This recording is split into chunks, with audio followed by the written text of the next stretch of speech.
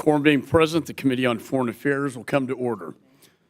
Committee is meeting today for consideration of H.R. 4175, Repo for Ukrainians Act, H.R. 4723, upholding the Dayton Peace Agreement through Sanctions Act, H.Res. 149, condemning the illegal abduction of children from Ukraine to Russian Federation, H.R. 5856, the Frederick Douglass Trafficking Victims Prevention and Protection Reauthorization Act, H.R. 4681, Illicit Captagon Trafficking Suppression Act, H.R. 5961, No Funds for Iranian Terrorism Act, H.R. 793, calling on Hamas to immediately release hostages taken during the October 2023 attack on Israel, H.R. 683, expressing support for the diplomatic relations required to encourage the government of Mexico to fulfill its water deliveries on an annual basis to the United States under the treaty between the United States and Mexico regarding the utilization of the Colorado and Tijuana rivers of the Rio Grande. H.R. 6119, the State Department Security Notification Act, and finally H.R. 6087, the Yali Act of 2023. Chair announces that any requests for recorded votes may be rolled, and he may recess the committee at any point without objection so ordered.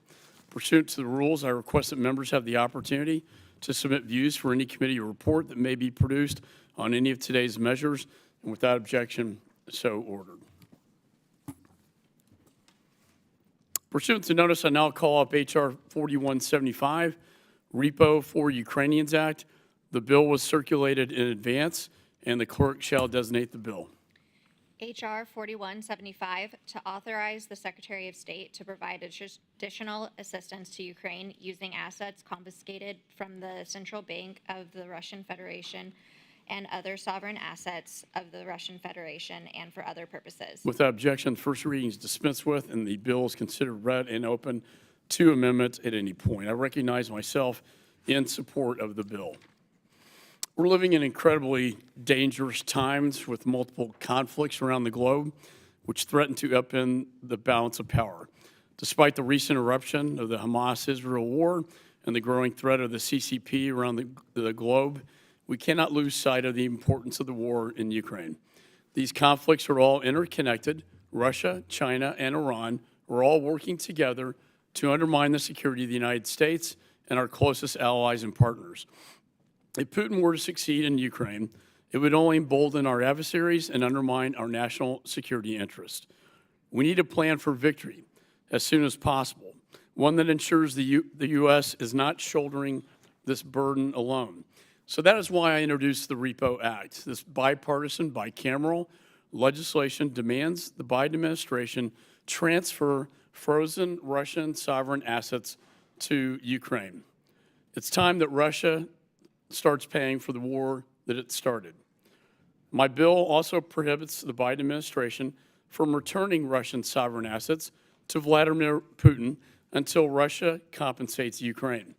The administration's disastrous $6 billion payout for Iran as part of its hostage deal with the Ayatollah exposed the president's willingness to trade billions of dollars in negotiations with our adversaries.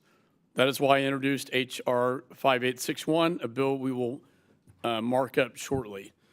It will permanently freeze $6 billion of Iranian funds covered under the hostage deal. To be clear, the war crimes and genocide committed by Russia cannot be reversed by money alone. Murdered innocent civilians, including women, children, cannot be brought back, and the trauma will live on for generations. But critical infrastructure, homes, towns, and businesses can be rebuilt. Along with our European and G7 allies, we hold as much as $300 billion of Russian funds that can be used for Ukraine's recovery and reconstruction, as well as immediate economic and humanitarian assistance. Taking this action would deter other would-be aggressors with a clear message. The financial systems of the G7 and EU will be blocked to those who violate another nation's sovereignty. Transferring Russian sovereign assets is not just the morally and strategically right thing to do, It's also the fiscally responsible thing to do on behalf of our constituents. As we anticipate considering a supplemental bill sent over from the Senate with Ukraine assistance included, I am determined to push ahead on ensuring the aggressor pays. Putin causes devastation, and Putin must pay for his crimes, not the American taxpayer. And so with that, is there any further discussion on the bill? The ranking member is recognized. Mr. Chairman, I'm going to reserve my remarks for when you offer your A&S. Gentleman yields. Any further discussion on the bill? Chairman. Mr. French Hill is recognized. Chairman McCall, thank you for holding this important markup, and let me reiterate my thanks to you and your staff for working collaboratively with me on your Repo Act to incorporate key aspects of my Ukraine Reconstruction Act, which will be reflected in the A&S that we talk about in a few minutes. Russia should be held responsible for the cost of the damages stemming from its illegal invasion of Ukraine, not American taxpayers. And to that end, I'm in strong support of the efforts of Chairman McCall's repo bill and a co-sponsor. The Repo for Ukrainians Act would give the President the authority to seize, transfer, or vest Russian sovereign assets within U.S. jurisdiction into an international fund for the sole purpose of Ukraine's eventual reconstruction. Considering most Russian sovereign assets are located outside the United States, it's important for our partners and allies around the world to introduce and pass companion legislation with similar authorizing capabilities, as the U.S. cannot tackle this issue unilaterally. There's bipartisan recognition in Congress that the United States must be a global leader through coordination with the G7 and our other allies. This bill is consistent with well-established international precedent, where the United States worked with international partners to establish a fund, like we saw with Afghanistan in 2022, the Iran-U.S. Claims Tribunal in 1981, and the UN Compensation Fund for Kuwait in 1991 following Iraq's invasion of Kuwait. This legislation still has some room for improvement, whether that's adding state-owned enterprises like SureBank or Gazprom in the definition of a sovereign asset, or in clarifying that Russia's illegal war first began in February of 2014 after its invasion of Crimea. But with that said, I want to acknowledge a few ways that we were able to make this best bill possible for this markup. First, we made sure to hold Belarus accountable for its direct role in supporting Russia's illegal war against Ukraine. We added controls to ensure the governance and standards around the International Ukraine Compensation Fund and its compensation mechanism are fully audited, including independent auditors and audit by the GAO. We also clarified important concepts like judicial review and the definition of seizure to mean the confiscation of all rights, title, and interest in a sovereign asset. And so let me thank you, Mr. Chairman, for your work on this bill, for your leadership in this important topic on behalf of U.S. taxpayers and the defeat of Putin in Ukraine. I appreciate the time, and I'll yield back to the chair.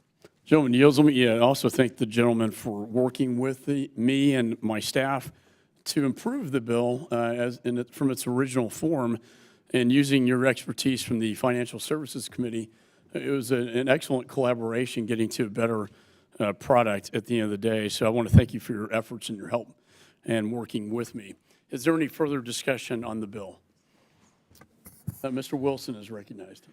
Thank you, Chairman Mike McCall, and also thank Ranking Member Greg Meeks for bringing these bipartisan measures before us today. It's never been more critical for us to work together to promote peace and stability, and I was particularly impressed yesterday the coverage that Ranking Member Meeks got on the front page of different publications around the country of his working together in a bipartisan manner.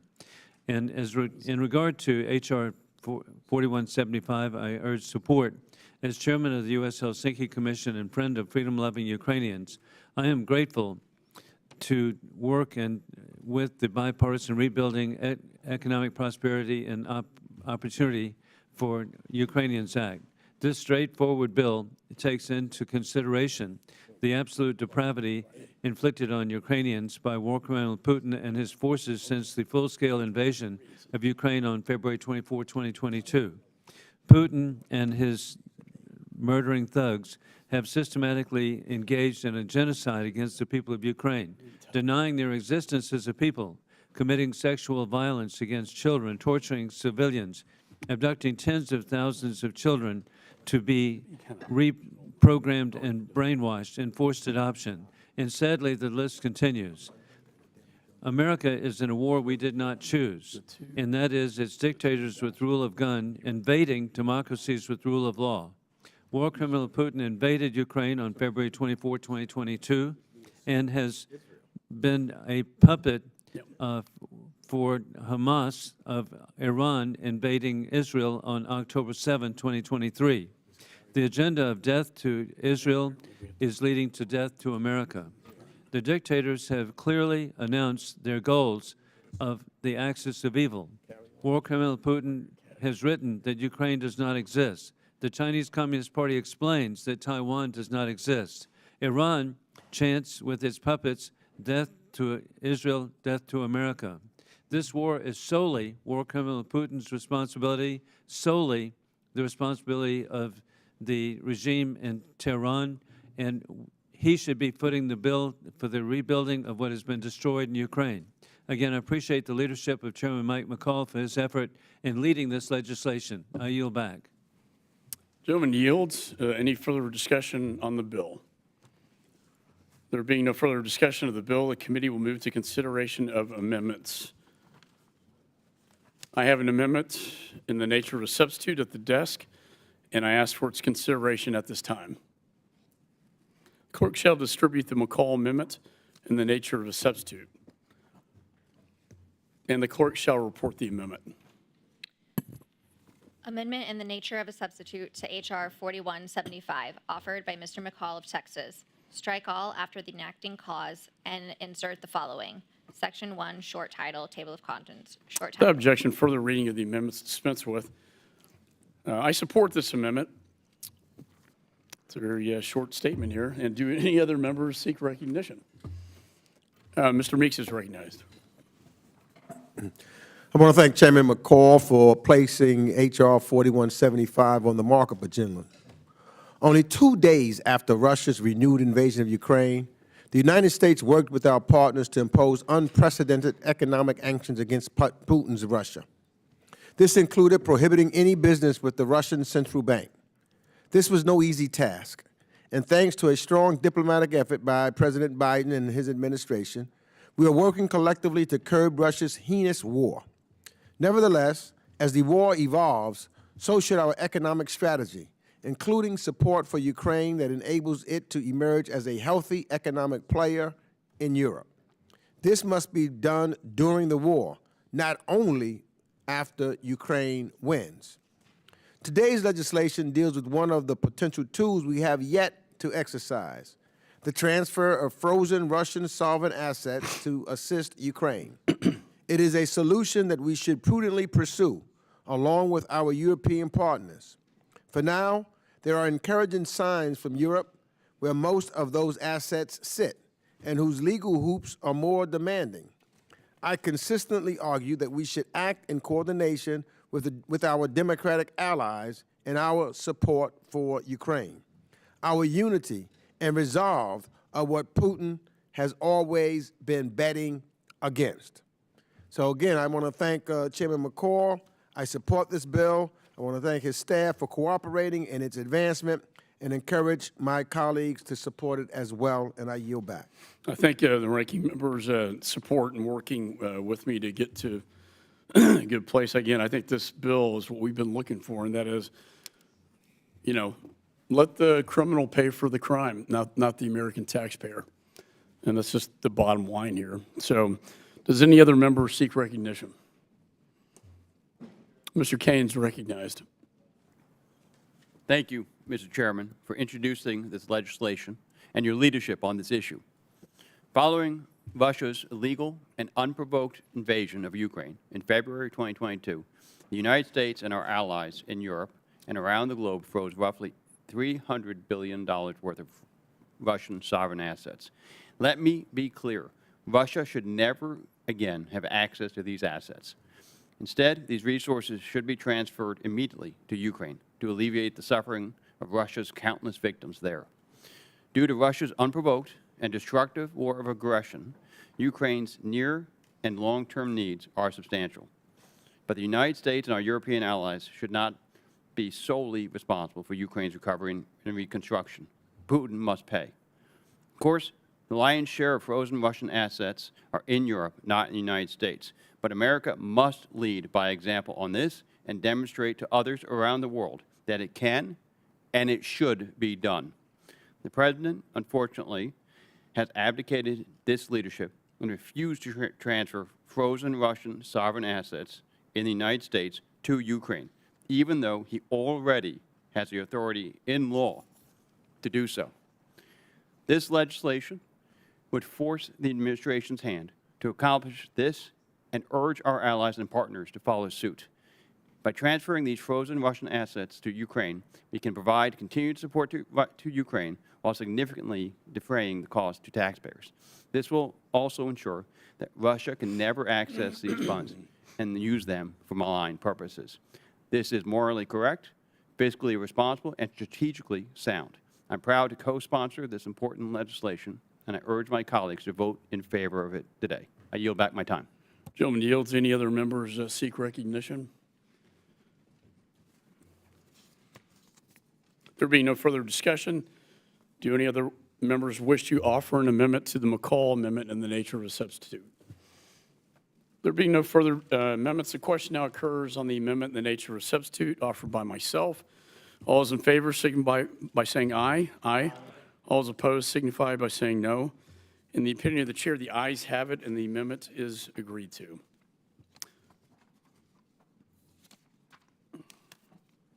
There being no further amendments, I move that the committee report H.R. 4175 as amended to the House with a favorable recommendation. All those in favor signify by saying aye. Aye. All those opposed signify by saying no. In the opinion of the chair, the ayes have it, and the motion is agreed to.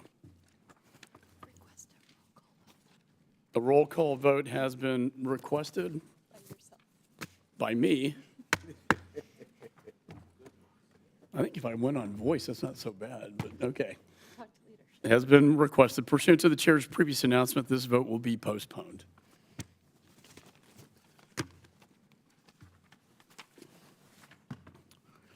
Pursuant to notice, I now call up H.R. 4723, upholding the Date and Peace Agreement through Sanctions Act. The bill is circulated in advance. The clerk shall designate the bill.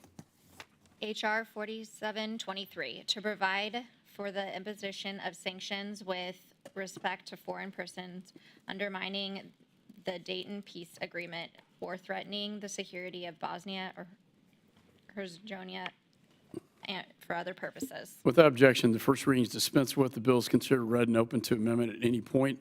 Without objection, the Wagner amendment in the nature of a substitute circulated to members in advance shall be considered as read and will be treated as original text for purposes of amendment. Is there any discussion on the bill? The gentlelady from Missouri is recognized. Chairman McCall and Ranking Member Meeks, I'd like to thank you both for working with me to include my legislation, the Upholding the Dayton Peace Agreement Through Sanctions Act, in today's markup. I'd also like to thank Representative Wild, our Europe Subcommittee Chair, Chairman Kane, and Intelligence Committee Chairman Turner for joining me in introducing this important and timely measure. For months now, Bosnia and Herzegovina have suffered a serious political crisis. Today, the country is experiencing no less than an assault on its constitution and democratic institutions. Self-serving, corrupt politicians like Milorad Dodik, president of Bosnia's Republika Srpska entity, are engaged in sustained attacks on Bosnia's unity, its sovereignty, and multi-ethnic character. This summer, Dodik unilaterally removed Republika Srpska from the jurisdiction of the Constitutional Court of Bosnia, a serious escalation in his campaign against Bosnian sovereignty. He has also threatened to hold a referendum on independence by the end of this year. Again and again, he has attacked the authority of the High Representative and Bosnia's federal government. In short, he is taking a sledgehammer to the foundations of peace in the Western Balkans. Dodik and his cronies know that a prosperous, transparent, and Western-facing Bosnia is a threat to their personal power and ill-gotten wealth. They are willing to tear their country apart to maintain control over their illicit patronage networks. Because of the reckless actions of a few corrupt elite, the foundations of Bosnia's peace agreement, its democratic institutions, its ethnic power-sharing arrangements, even the office of the High Representative, the independent body tasked with implementing the Dayton Accords, are at risk. Let me add as well that the brutal and criminal Putin regime is actively aiding separatist actors in Bosnia and Herzegovina to sow more chaos and further undermine European stability. As guarantor of the Dayton Peace Agreement that ended the horrific Bosnian War, the United States must deter these destabilizing and anti-democratic actors. It is in our clear national security interest to oppose Russia's destructive influence and prevent the spread of conflict further in Europe. Peace in Bosnia came at a very steep price, Mr. Chairman. Those who would threaten that hard-won peace must be held to account. My bipartisan bill would codify and mandate key sanctions authorities to send an unmistakable message to any actor that threatens the peace, security, stability, or territorial integrity of Bosnia. If such destabilizing behavior does not stop, that person will be sanctioned, period. We know these sanctions are working, but much more leverage needs to be brought to bear against Dodik, his inner circle, and his Russian backers. In a hearing before the Europe Subcommittee, Deputy Assistant Secretary for the Western Balkans, Gabriel Escobar, shared with us that Republika Srpska officials begged the U.S., and I quote, "Please, no more sanctions." When the bad actors are begging us to stop, you know the sanctions are working and that maximum pressure will produce changes in behavior. Mr. Escobar agreed this legislation was absolutely timely and necessary to hold accountable those who would damage the country. Time is running out to send a strong deterrent message to bad actors intent on destabilizing the country. I hope my colleagues will join me today in demonstrating the United States' unequivocal commitment to a unified, sovereign, and multi-ethnic Bosnia. I would urge my colleagues to support H.R. 4723, the Upholding the Dayton Peace Agreement Through Sanctions Act, and I yield back, Mr. Chairman. Gentleman yields back. Any further discussion on the bill? There being no further, Mr. Kane. Mr. Meeks recognized. Good, Mr. Kane. I also support this measure authored by my friend, Representative Wagner, on the importance of fragility of the Dayton Peace Accords. A tenuous diplomatic settlement led to the end of the Balkan Wars of the 1990s, and it kept the peace and allowed a post-war society to govern.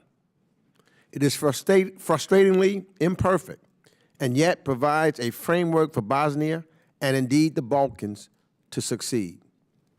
This bill calls attention to the difficulties on Bosnia's path towards joining the EU. It correctly criticizes those actors who are not only hampering progress, but are dismantling peace.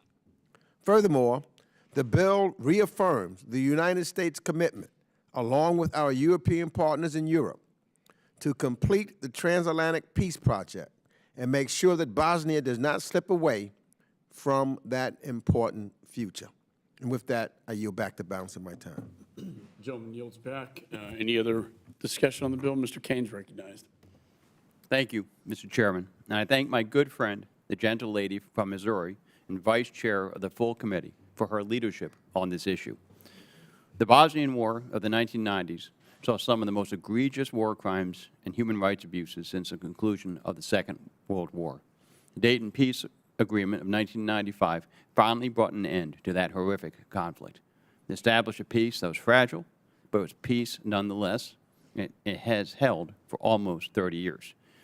Unfortunately, that peace has been threatened in recent years by malign actors in the region who seek to rewrite the status quo and reopen the violent disputes of the 1990s. Make no mistake, individuals like Milorad Dodik are playing with fire and threatening the peace and stability of the Western Balkans. This irresponsible and dangerous behavior must be held to account with strong sanctions. H.R. 4723 would create new sanctions authority for the United States to use against these malign actors seeking to undermine the Dayton Peace Agreement. This authority has been tailored to protect the Dayton Agreement, uphold peace and stability in the Western Balkans, and punish those risking renewed conflict in the region. Putin would like nothing more than to destabilize an already vulnerable region in order to distract the West from this unprovoked war against Ukraine. We can't let Putin start fires elsewhere in Europe to distract from his crimes in Ukraine. This legislation is timely and needed to ensure continued stability in the Western Balkans. I urge my colleagues to join me in supporting it. Thank you, Mr. Chairman, and I yield back. The gentleman yields back. Any further discussion? Mr. Self is recognized. Thank you, Mr. Chairman. I want to emphasize that precedent is powerful. This bill is necessary to stop the further spread of causing problems throughout the former Yugoslavia. So I encourage my colleagues to vote for this bill to set a precedent that we want the Dayton Accords to be adhered to. I yield back. Any further discussion on the Mr. bill? Chairman. Mr. Chairman. Mr. Colley's recognized. Thank you, Mr. Chairman. I just want to add my support for the resolution, but I also want to remind my colleagues who talked about precedent and talked about standing up to Putin. That's why we need to make sure that we continue providing military and humanitarian and economic assistance to Ukraine. If we're going to stand up against authoritarianism, if we're going to send a message not only to the Balkans, but to all of the aspiring nations of the former Soviet Union, especially right now, including Ukraine, the best thing we can do is to pass an aid package for Ukraine. I yield back. Gentleman yields. Any further discussion on the bill? There being no further discussion on the bill, the committee will move to consideration of amendments. Does any member wish to offer an amendment? There being no amendments, I move that the committee report H.R. 4723 as amended to the House with a favorable recommendation. All those in favor signify by saying aye. Aye. All those opposed signify by saying no. In the opinion of the chair, the ayes have it, and the motion is agreed to. A roll call vote has been requested pursuant to the chair's previous announcement. This vote will be postponed. It's a leadership ask. Yeah. So, you know, just cut me a little slack.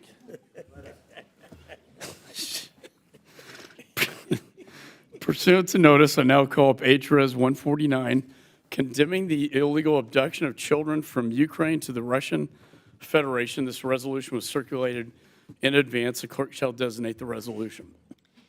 HRES 149, condemning the illegal abduction of children from Ukraine to the Russian Federation. Whereas on January 12, 1951, the Convention on the Prevention and Punishment of the Crime of Genocide. The objection, first reading is dispensed with. The resolution is considered read and open to amendment at any point.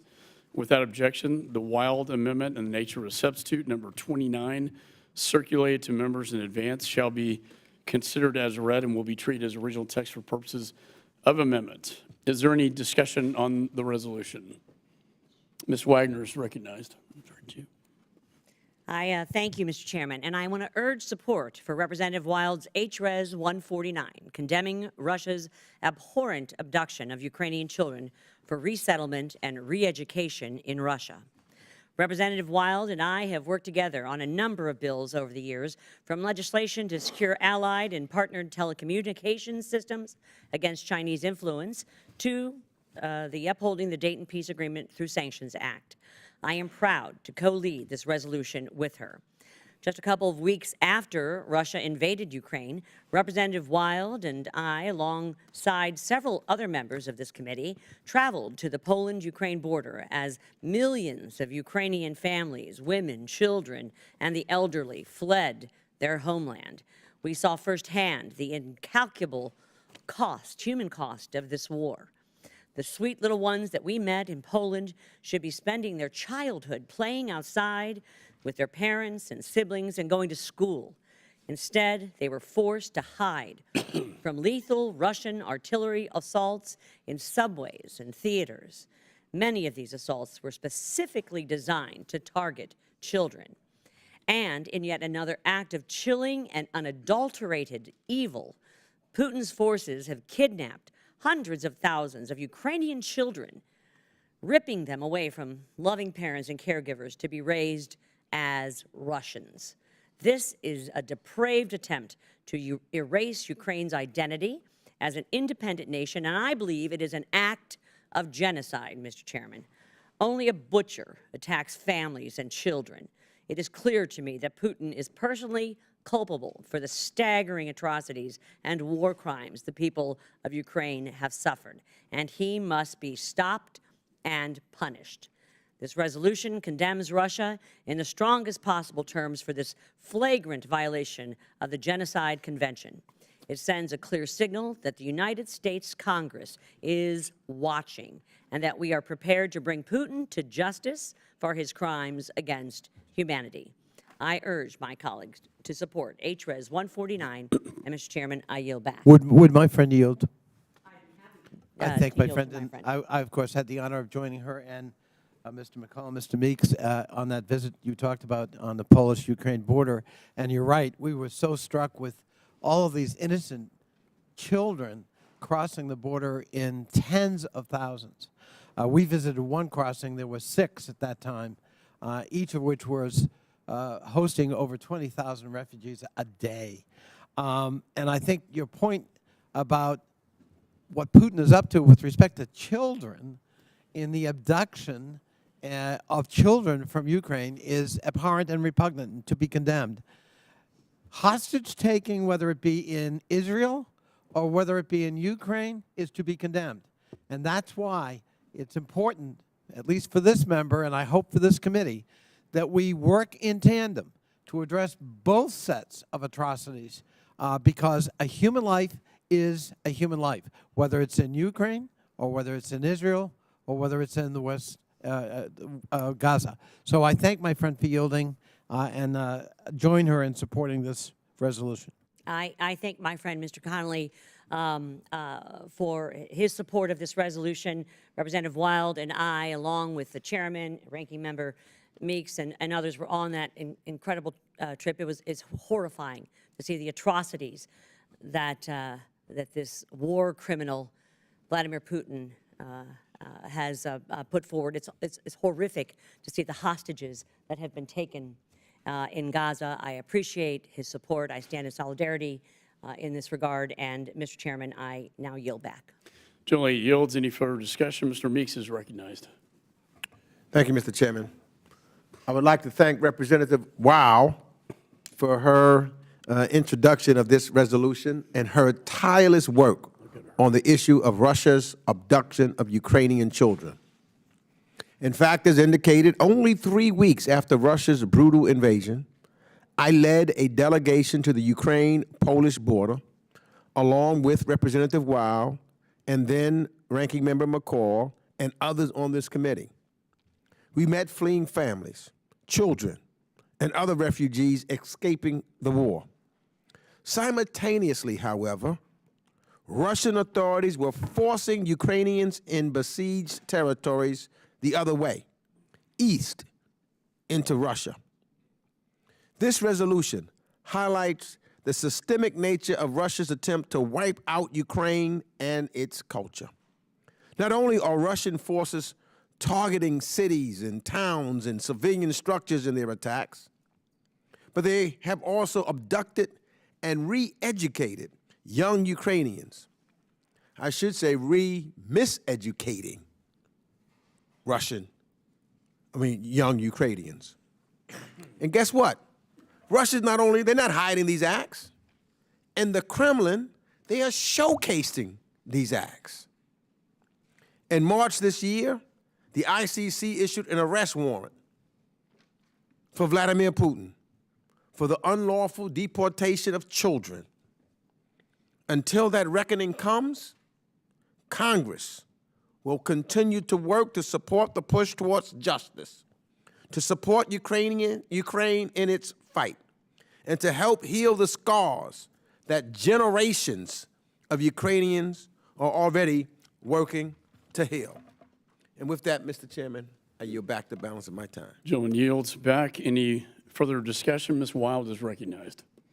Thank you, Mr. Chairman. I rise in support of HRES 149, and I want to begin by thanking my good friend and colleague, Representative Ann Wagner, for joining me from the other side of the aisle to co-lead this resolution. As Ranking Member Meeks just commented, we were together on a trip in the very beginning of this war, and we saw many of these children who thankfully were coming across the border, hopefully to safety. And I want to thank so many colleagues of both parties who have co-sponsored this resolution. And above all, I want to thank the extraordinary Ukrainian American leaders in my community who have worked so hard to build and maintain support for the Ukrainian people in the face of unthinkable aggression. You know who you are, Father Richard Gendris, Marta Fedorich, and many, many other constituents. This legislation would not have gotten to this point without your tireless efforts. Thank you for your partnership, for your moral leadership, and for keeping the cause of a principled United States stance in support of Ukraine alive day in and day out in our community in Pennsylvania 7. With that, let me say that since the beginning of Russia's full-scale invasion of Ukraine, Russian forces have engaged in a systemic attempt to destroy Ukraine's democracy, sovereignty, territorial integrity, and ultimately the country's identity itself. Russian authorities' crimes against children stand out as the most heinous aspect of a much larger strategy, a relentless campaign of state violence against the most vulnerable members of Ukrainian society. As part of this effort, Russian forces have abducted and forcibly relocated thousands of Ukrainian children to Russian-occupied and affiliated areas, in complete violation of Article 2E of the Genocide Convention. The Russian objective is clear: to wipe out the young generations of Ukrainians by attempting to eradicate their sense of national and cultural identity. In response to this atrocity, a bipartisan group of colleagues in the United States House of Representatives and I introduced a resolution at the end of the previous Congress condemning Russia's mass abduction of Ukrainian children and stating that these actions amount to genocide. And on February 21st of this year, we reintroduced this same resolution in the current Congress.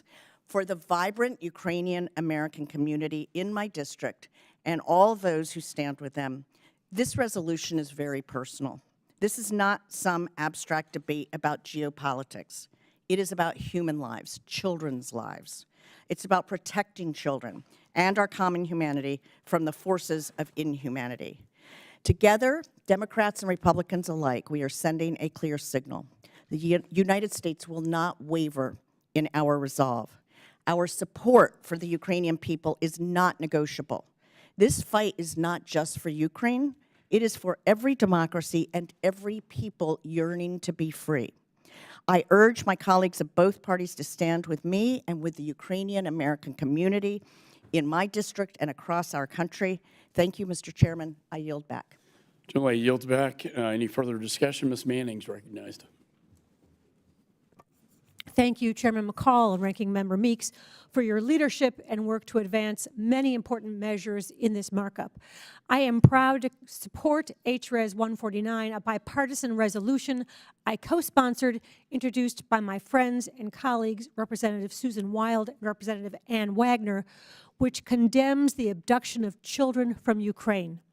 Since Russia's full-scale illegal invasion on February 24, 2022, Russia has been engaged in an attempt to eradicate Ukraine's sovereignty and identity.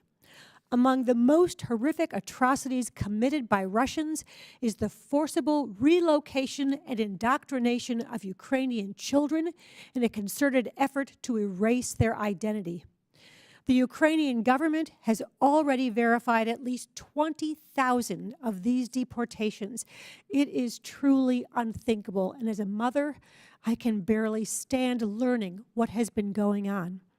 It is horrific to see Russian forces bombard Ukrainian cities like Mariupol, Kherson, and Kharkiv, then cynically use its illegal invasion as a pretext to evacuate Ukrainian children to Russia, separating thousands from their parents and placing them into re-education camps, camps in Russia where they have been mistreated, forced to speak only Russian, and effectively are culturally brainwashed. These are clear violations of the Geneva Convention, the Convention on the Rights of Children, and fundamental international norms, laws, and principles. I'm glad that in March, the International Criminal Court indicted Vladimir Putin as well as Maria Lvov-Belova, Russia's Commissioner for Children's Rights, for these atrocities and issued warrants for their arrest. Mr. Chairman, Russia would like the world to believe that it is somehow rescuing these children, that its war against Ukraine is justified, and that its forces somehow are not guilty of war crimes, atrocities, and genocide. Nothing could be further from the truth. This is exactly why the United States and the international community needs to highlight the facts for all the world to see and hear. This resolution does just that. It sets forth the facts, demonstrated for the entire world that Congress acknowledges and condemns the horrific reality of Russia's mass abduction and indoctrination of children, and resolves to hold Putin and his cronies like Maria Lvova-Belova responsible for their horrific crimes. That is why I urge all members to join me in supporting the resolution, and I yield back. Gentlelady yields back. Any further discussion on the resolution? I recognize myself. I, too, was on that trip and seeing all those children fleeing Ukraine. I also met with a group of young girls who got out of these indoctrination camps, and they were completely traumatized.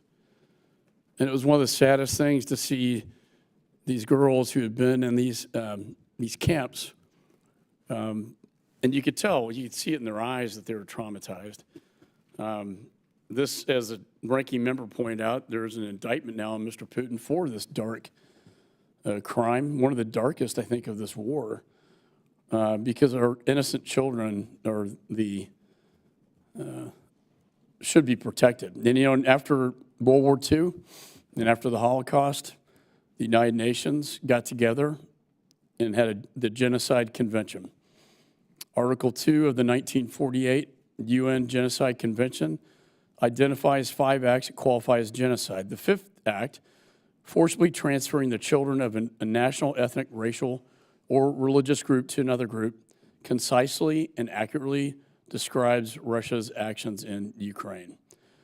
Kremlin officials have attempted to disguise the abductions as a routine wartime security measure, but Moscow's well-documented efforts to re-educate young Ukrainians and turn them into Russians tells a very different story. And to date, we've had probably upwards of 25,000 children being abducted, taken from their homes or families for this re-indoctrination purpose. I just find this one of the most offensive things about the war is hell, and war is never good in any circumstance, but when the children are affected like this, that's probably one of the worst. So I support this resolution very strongly, and I appreciate Ms. Weil for bringing this forward. Any further discussion? There being no further discussion of the resolution, the Chairman, committee? I'm sorry, may I request a roll call vote on this? Yeah. Thank you. I have to go Sorry. through this. Yeah. Sorry. Bad I timing. know you're there. All right. The committee will move to consideration of amendments. Does any member wish to offer an amendment? There being no amendments, I move the committee report HRES 149 as amended to the House with a favorable recommendation. All those in favor signify by saying aye. Aye. All those opposed signify by saying no. In the opinion of the chair, the ayes have it, and the motion is agreed. Mr. Chairman, may I request a roll call vote? A roll call vote has been requested Thank you. pursuant to the chair's previous announcement. This vote will be postponed.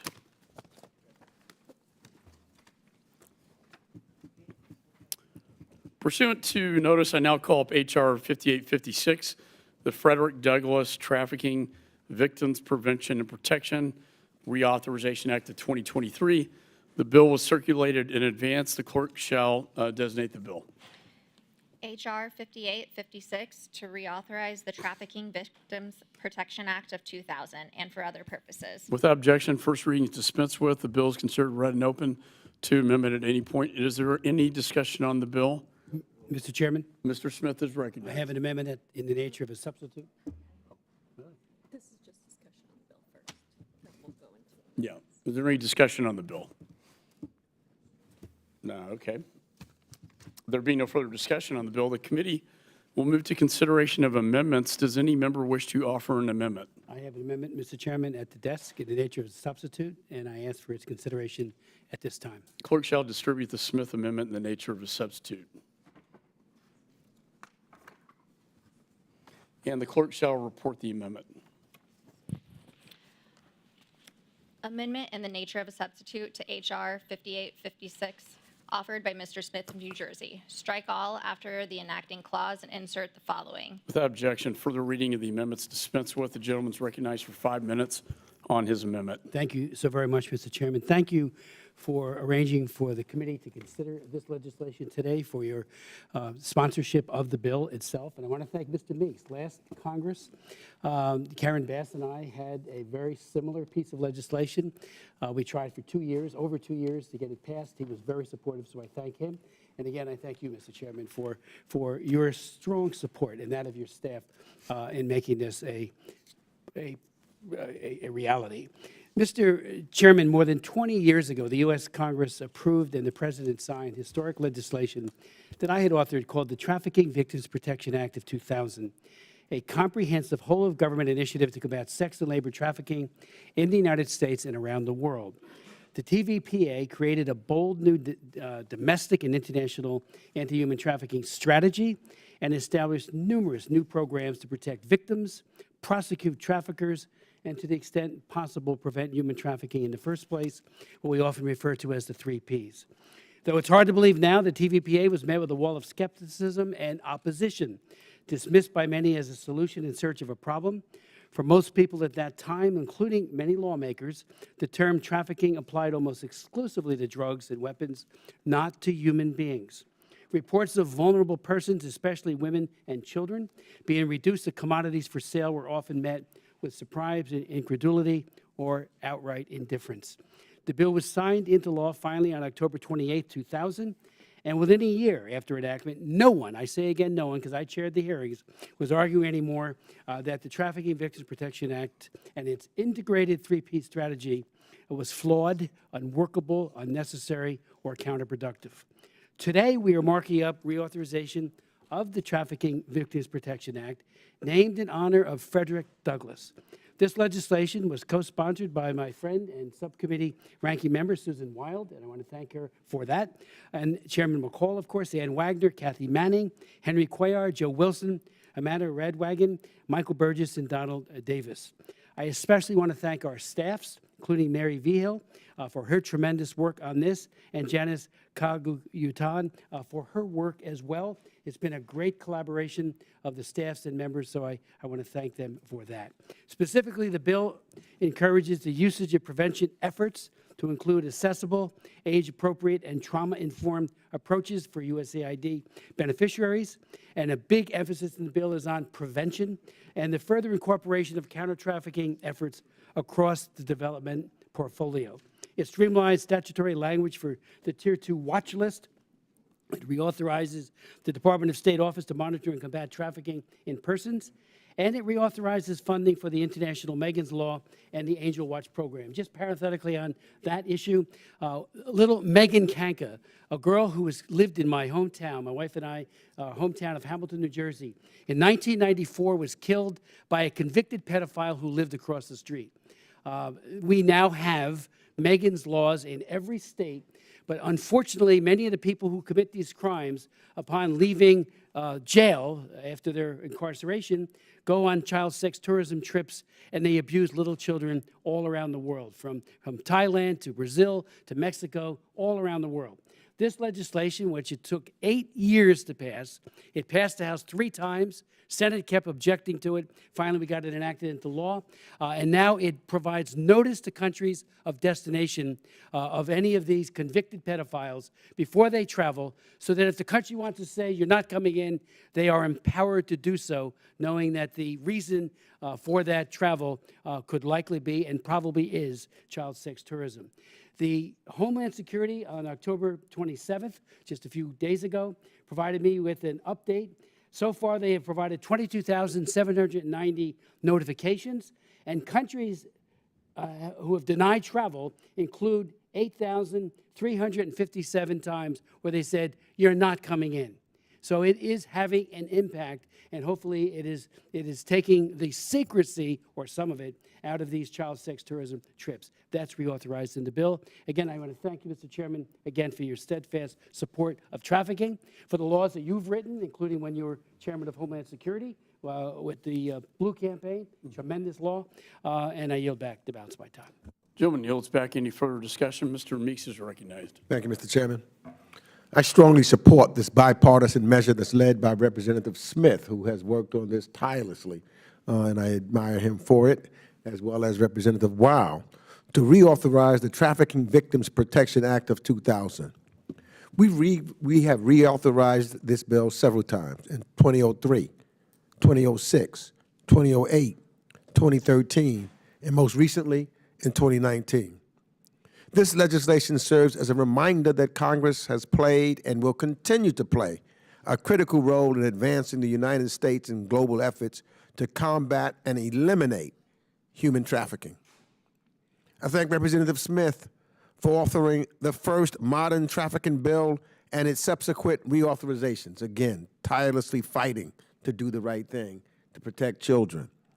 We thank you for your leadership, and we are proud to partner with you, not only in elevating this issue, but also in making real differences in people's lives, which is what this is really all about.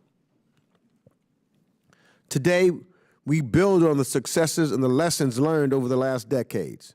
This bill is a 5-year reauthorization of important counter-trafficking programs, and it also modernizes some of the prevention, protections, and prosecution tools, and to eradicate this billion-dollar criminal enterprise. I support the Smith A&S, and I again thank him. As he's indicated, he's worked with Congresswoman Bass in the past. He's worked with Congresswoman Wow. You know, he's done this in a completely bipartisan effort, because this is not about politics. This is about doing the right thing. It's about humanity, and it's about protecting kids and stopping this heinous trafficking that takes place. And I encourage all of my colleagues to support this, and I yield back the balance of my time. Gentleman yields. Other members seek recognition. Ms. Wagner. I want to thank you, Mr. Chairman, Ranking Member Meeks, Representative Wild, and most especially Representative Smith for your decades, sir, of leadership on this vital legislation.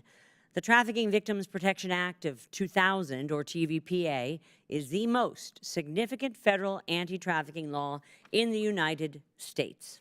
The landmark provisions of this law have helped rescue countless victims from abuse and exploitation, both in the United States and around the world. However, tragically, human trafficking and child exploitation continue to rise within our own borders and internationally. According to the Department of Justice, the number of individuals prosecuted for human trafficking has more than doubled in the past decade. Even worse, The National Center for Missing and Exploited Children has seen an 89% increase in online child sexual abuse material since 2019, and a 567% increase in the sexual enticement of children since 2018. All of these issues are interconnected, and Congress must adopt a whole-of-government approach in reversing these horrific trends. Passing this bill, H.R. 5856, is a vital step that we must take to combat the scourge of trafficking and exploitation. This legislation will ensure federal dollars go towards areas with high-intensity child sex trafficking and prioritizes prevention education programs that focus on how social media is used to groom and entice children. These efforts are crucial to not only rescuing victims, but also ensuring that vulnerable individuals are aware of the potential dangers online and in communities throughout the country. Lastly, I want to highlight the Trafficking Survivor Employment and Education Program in this bill. I've worked with numerous survivors throughout my time in Congress and in Missouri's 2nd Congressional District. And one of the most important issues for these brave individuals is breaking the cycle of exploitation that traps victims in such horrifying situations. This program will help give survivors the tools they need to restart their lives, whether it is assistance with education, job skills and vocational training, or financial literacy. This program will help survivors break that vicious cycle and begin a new life. I want to again thank Representative Chris Smith for his work on this bill. And as a proud original co-sponsor of this legislation, I look forward to its bipartisan approval by this committee and eventual passage into law. I thank you, Mr. Chairman, and I yield back. Generally yields back. Did any other members seek recognition? Ms. Wild. Thank you, Mr. Chairman. I, too, rise in support of H.R. 5856, the Trafficking Victims Protection Act of 2000, and I, too, would like to thank the chair of the Subcommittee on Global Health and Human Rights, Mr. Smith, a subcommittee that I am proud to be ranking member on, and have been present at the hearings where we have heard from the witnesses who have been the victims of this type of trafficking. And in addition to which, I spent time this summer in Nepal meeting with survivors of human trafficking and sex trafficking, and with NGOs that are on the ground trying very, very hard to help those survivors.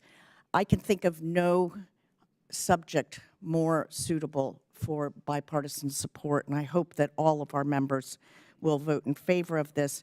One of the things that is most enjoyable about the Foreign Affairs Committee, quite frankly, is our ability to work in a bipartisan manner on so many important issues, and this is certainly one of them. And I just, again, want to thank you, Chairman Smith, for your efforts on this and for asking me to co-lead it.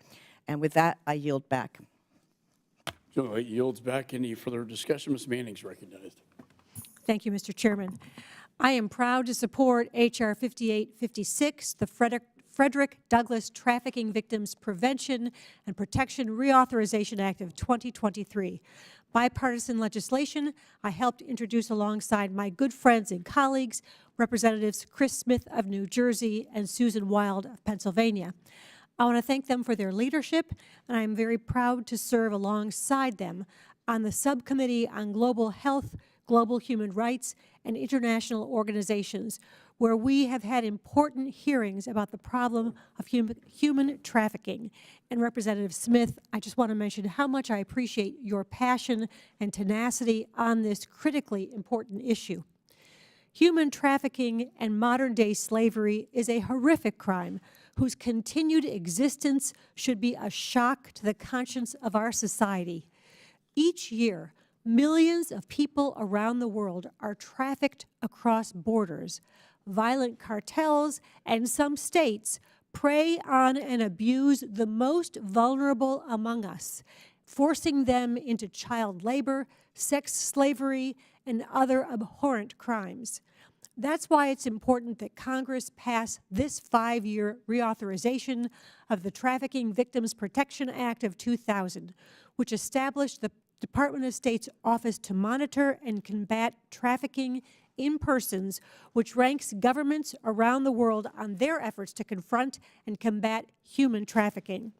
This bill and the ANS would make several important updates to the law, incorporating trauma and victim-centered approaches supported by many stakeholders, as well as an extension of international Megan's Law, which helps prevent convicted predators from preying on and exploiting victims in other countries around the world. In closing, I urge all my colleagues to support this important bipartisan bill that I am proud to co-sponsor. I yield back the balance of my time.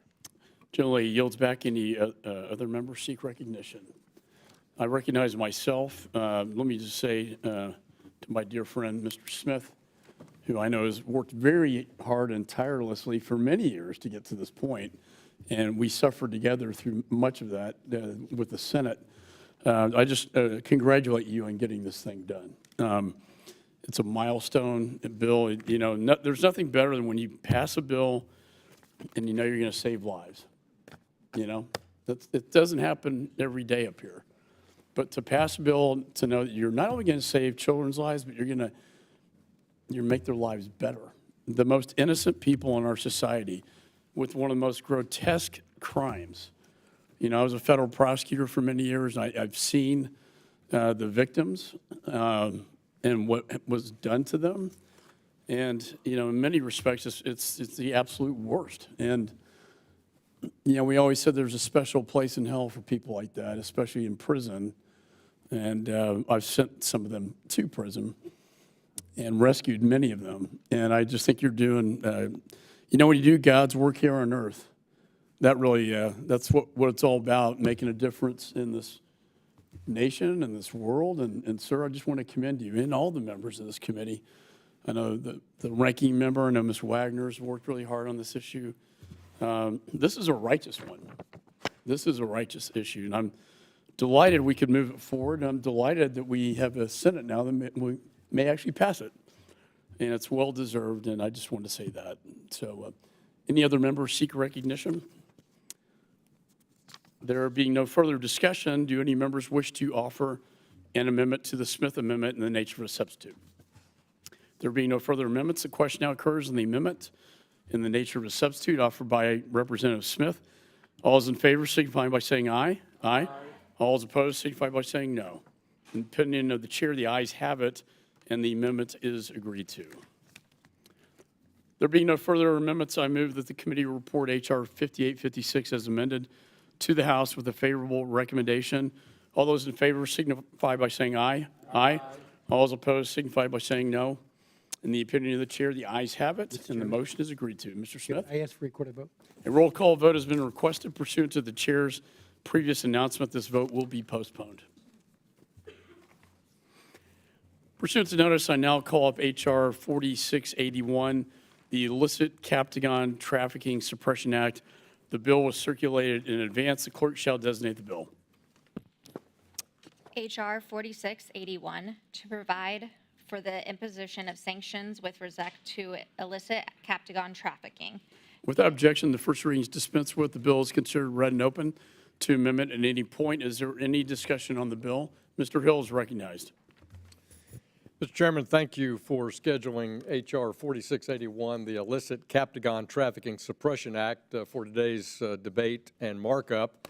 I want to particularly thank Congressman Moskowitz, who is my partner in offering this legislation after 2 years of working very closely with your team, including in the last Congress when I was not a member of this committee. So I want to thank you and the Foreign Affairs Committee staff for the hard work and appreciate helping me address this issue effectively. In addition to being a documented war criminal, Bashar al-Assad in Syria has become a transnational drug kingpin, whose Captagon drug is devastating families in the region and fueling his terror partnership with Iran and Hezbollah, and now with additional of millions, if not billions, of new, growing illegal sources of funds. In June, the Biden administration outlined their strategy to combat the illegal revenue of Captagon, mandated by my first bill, the Captagon Act, which was signed into law as a part of the fiscal 23 NDAA. The Illicit Captagon Trafficking Suppression Act will further press the Assad regime by imposing new sanctions to directly target individuals and networks associated with the production and trafficking of this drug. To ensure stability in the region, the United States government must continue to work with our allies and partners and put pressure on stopping the proliferation of this drug and the money it generates. I've been to the region, Mr. Chairman, 3 times this year, and Captagon has come up in every visit with regional governments. Jordan, Saudi Arabia, Iraq directly have seen Captagon trade infiltrate their borders and affect their populations. And Egypt, Israel, and Turkey are certainly concerned about the money generated by Captagon, which fuels terrorism on their borders and against their people. The Israeli Defense Force, just in the last few weeks, announced that Captagon pills have been found on killed and captured Hamas fighters in the days following the October 7th brutal massacre in southern Israel. The New Line Institute's Captagon Trade Project has now tracked more than 800 seizures of Captagon since 2015. Further, earlier this year, the British government estimated the global value of the Captagon trade at $57 billion. With more than 80% of Captagon being produced in Syria, that's big money for an economy on the brink of utter collapse. While I commend the Biden administration and the United Kingdom jointly for using Caesar sanctions this past spring to sanction individuals for Captagon trade, it's important that we now have specific sanctions on the production and trafficking of this drug. This bill is an important piece to the other legislation that this committee has passed and related to the region's work at pushing back against the normalization of diplomatic relations with Assad, the presence of Iran has in every conflict in the region, and in supporting our ally Israel. I ask for my colleagues' support, and I yield back the balance of my time. Yields. Any further discussion? Mr. Meeks is recognized. This is not the A. And that's some. Okay. Any further discussion on the bill? Mr. Wilson's recognized. Thank you, Mr. Chairman. I'm grateful to support my colleague and friend French Hill in this critical legislation to hold the mass murdering regime of Bashar al-Assad accountable for his narco state and trafficking the dangerous drug Captagon across the region. The Assad regime is already notorious for its torture of children, use of chemical weapons against civilians, and continued bombing of non-regime areas of Syria. Nearly 1 million people have been murdered at the hands of Assad, yet the world remains largely silent about his crimes against Syrians. Assad saw an opportunity to line his pockets and give his criminal regime more leverage with countries in the region who are desperately seeking to curb the proliferation of the drug Captagon. Congressman Hill is correct. It's been reported that Hamas puppets of Iran were deranged with Captagon as they committed the massacre in Israel of Israeli citizens a month ago today, October the 7th. Appropriately, it was on Vladimir Putin's birthday. Burning babies alive and parading the murdered Israeli German Shani Luke in the back of a pickup truck through Gaza exposes the barbarism enhanced by Captagon. 32 Americans were murdered and civilians kidnapped as hostages held by the murderous tradition of Iran, as in 1979 the U.S. Embassy, as war criminal Putin now has kidnapped babies to replace the brave Russians who have fled the Putin oppression. I am grateful French Hill, appreciated for his South Carolina heritage, for his commitment to holding mass murderer and puppet Putin Assad accountable. I yield back. Gentleman yields. Any further discussion on the bill? There being no further discussion, The committee will move to consideration of amendments. Does any member wish to offer an amendment? Mr. Chairman, I have an amendment at the desk, and I ask for its consideration at this time. Mr. Hill is recognized. And the clerk shall distribute the Hill amendment in the nature of a substitute. The clerk shall report the amendment. Amendment in the nature of a substitute to H.R. 4681, offered by Mr. Hill of Arkansas. Strike all after. Without objection, further reading of the amendments dispensed with. The gentleman is recognized for 5 minutes on his amendment. Well, Mr. Chairman, thank you. This amendment in the nature of a substitute makes 2 changes in the base text, and these are being made after detailed discussions and support from the ranking member, Mr. Meeks, and the minority staff. First, we changed the national security waiver provision standard from vital to important on page 5, line 19 of the ANS. And secondly, we add in a humanitarian waiver on page 6, and this humanitarian waiver language is consistent with the precise same waiver language that we had in the Caesar Act that was approved by this committee and has been utilized in sanctioning the Assad regime. I want to thank my friend, the ranking member, for his work, and of course his staff for their willingness to collaborate with me and get this measure in a position where the ranking member can have support of my bill. Barring any back and forth with the ranking member on this point, I would urge everybody's support and yield back the balance of my time. Gentleman yields. Any further discussion? Mr. Meeks is recognized. Let me thank Congressman Hill for authoring this measure, which addresses the Assad regime's trafficking of the drug Captagon. For years now, the brutal Assad regime,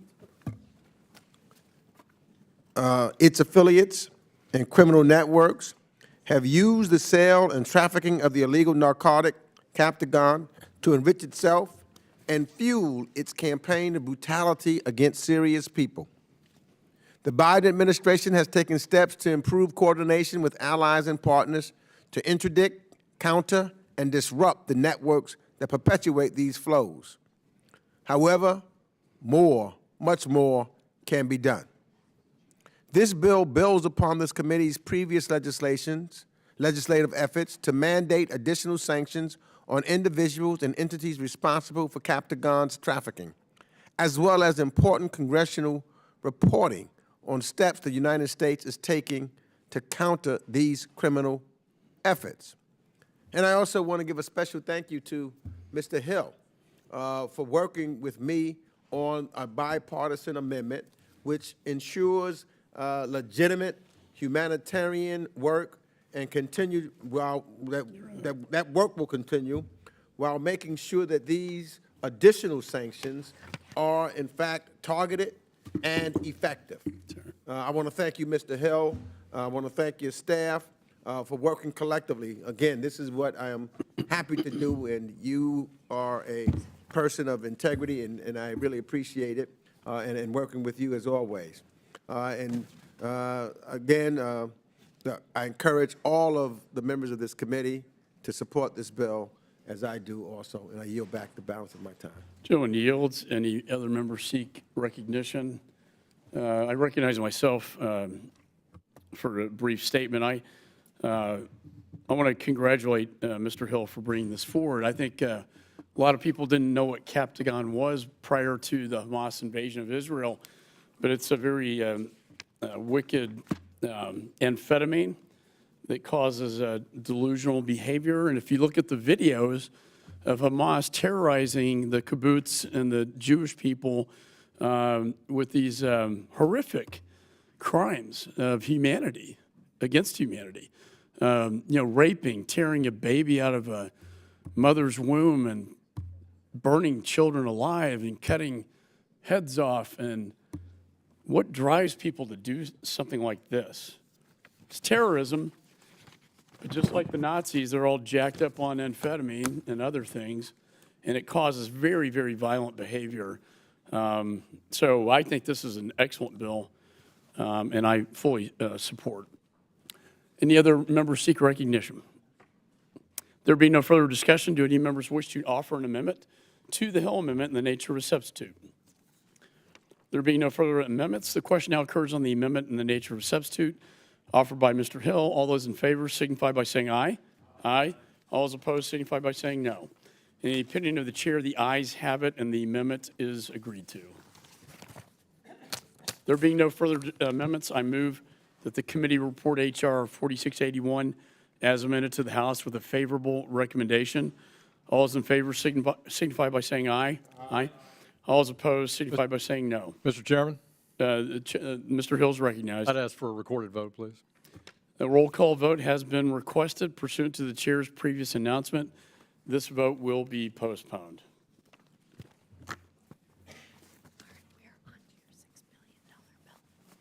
Pursuant to notice, I now call up H.R. 5961, No Funds for Iranian Terrorism Act. The bill was circulated in advance. The clerk shall designate the bill. H.R. 5961 to freeze certain Iranian funds involved in the 2003 hostage deals between the United States and Iran and for other purposes, be it enacted by the Senate and the House of Representatives of the United States of America. Without objection, the first reading is dispensed with. The bill is considered read and open to amendment at any point. I recognize myself in support of this bill. This bill, the No Funds for Iranian Terrorism Act, imposes new sanctions on the $6 billion of Iranian funds transferred to Qatar as part of the 2023 hostage deal. First, let me say that I'm relieved that Americans held hostage by Iran are safely at home. They've been through a terrible ordeal and should never have been imprisoned. But cutting a $6 billion deal with a leading state sponsor of terrorism with a 44-year-long history of hostage-taking is, in my judgment, foolish and only incentivizes more hostage-taking. It's about $1.2 billion per blue passport. 1,400 people were killed during the Hamas barbaric attack against Israel. 242 hostages were taken. There is no acceptable response to this brutal terrorist assault other than to impose new restrictions to permanently prevent Iran from tapping into a $6 billion windfall, which it will use to prop up its terror proxies. Money is fungible. Giving Iran access to funds in any form frees up money for its malign activities. Iran has historically spent $100 million a year supporting Hamas alone. That's just a fraction of what it contributes its network of terrorist proxies overall.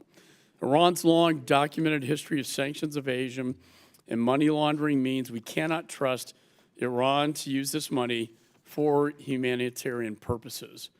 And if you have any doubt about this, any doubt about Iran's intentions, just look at not my words, but the words of the Iranian president, Raisi, bragging to the world that Iran would spend the $6 billion, quote, wherever we need it, end of quote. Well, I take him at his word. It would be irresponsible to allow another cent to flow to Iran. And so that's why my bill ensures the funds remain permanently off limits to the Iranian regime. This bill would impose immediate mandatory sanctions on any financial institution that helps Iran use the $6 billion, effectively freezing it. With such instability in the region, the last thing we need is to give Iran access to $6 billion to be diverted to terrorism. We must sanction anyone who enables the transfer or processing of transactions involving these funds, plain and simple. And I urge my colleagues to support this bill. Is there any further discussion on the bill? Mr. Meeks is recognized. Thank you, Mr. Chairman. President Biden did the right thing. He brought 5 Americans home who were rotting in Iran's notorious Evin prison, and every member of Congress who was aware of these cases wanted our fellow citizens to come home. We promised their families we'd fight to bring them home. We were all calling on the president to make it happen. President Obama couldn't get them out. President Trump couldn't get them out. President Joe Biden succeeded. The agreement isn't pleasant for anybody. The administration doesn't love it. Democrats in Congress don't love it. Republicans in Congress don't love it.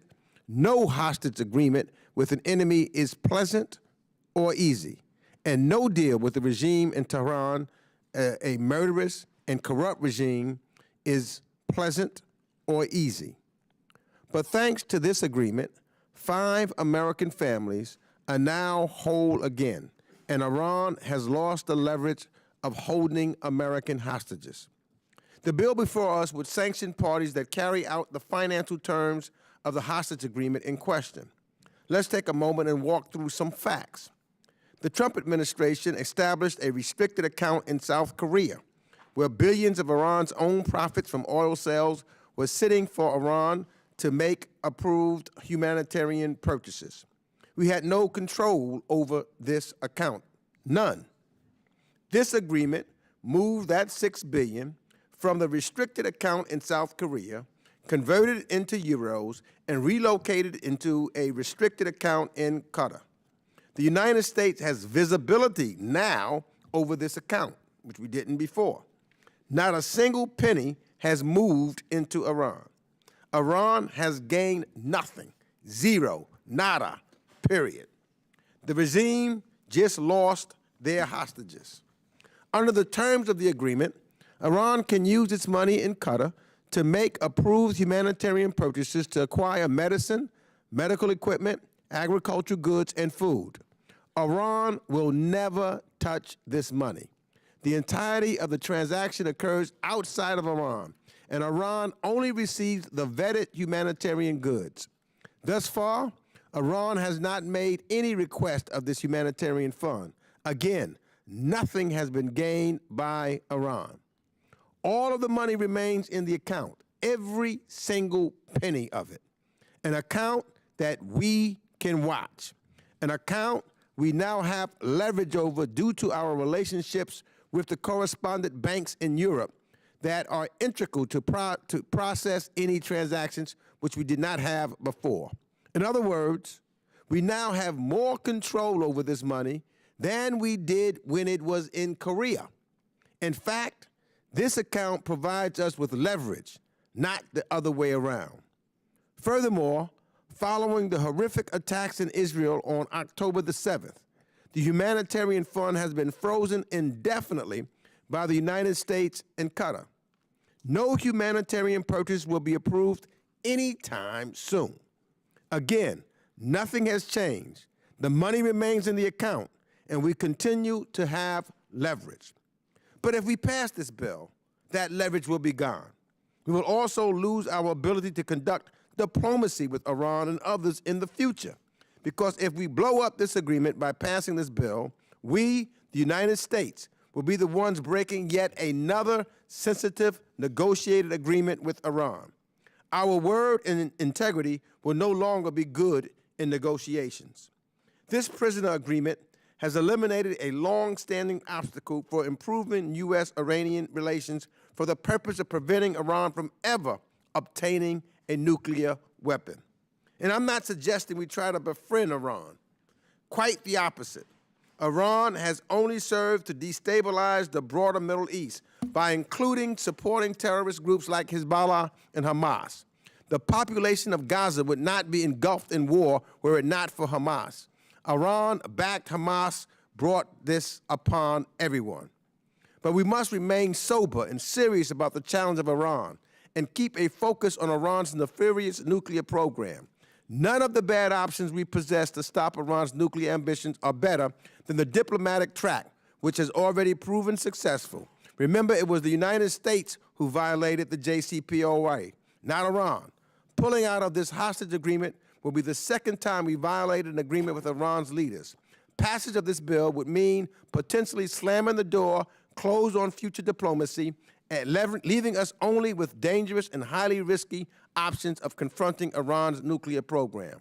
The prisoner swap confirms to the Iranian regime and others watching that the United States is a reliable negotiating partner.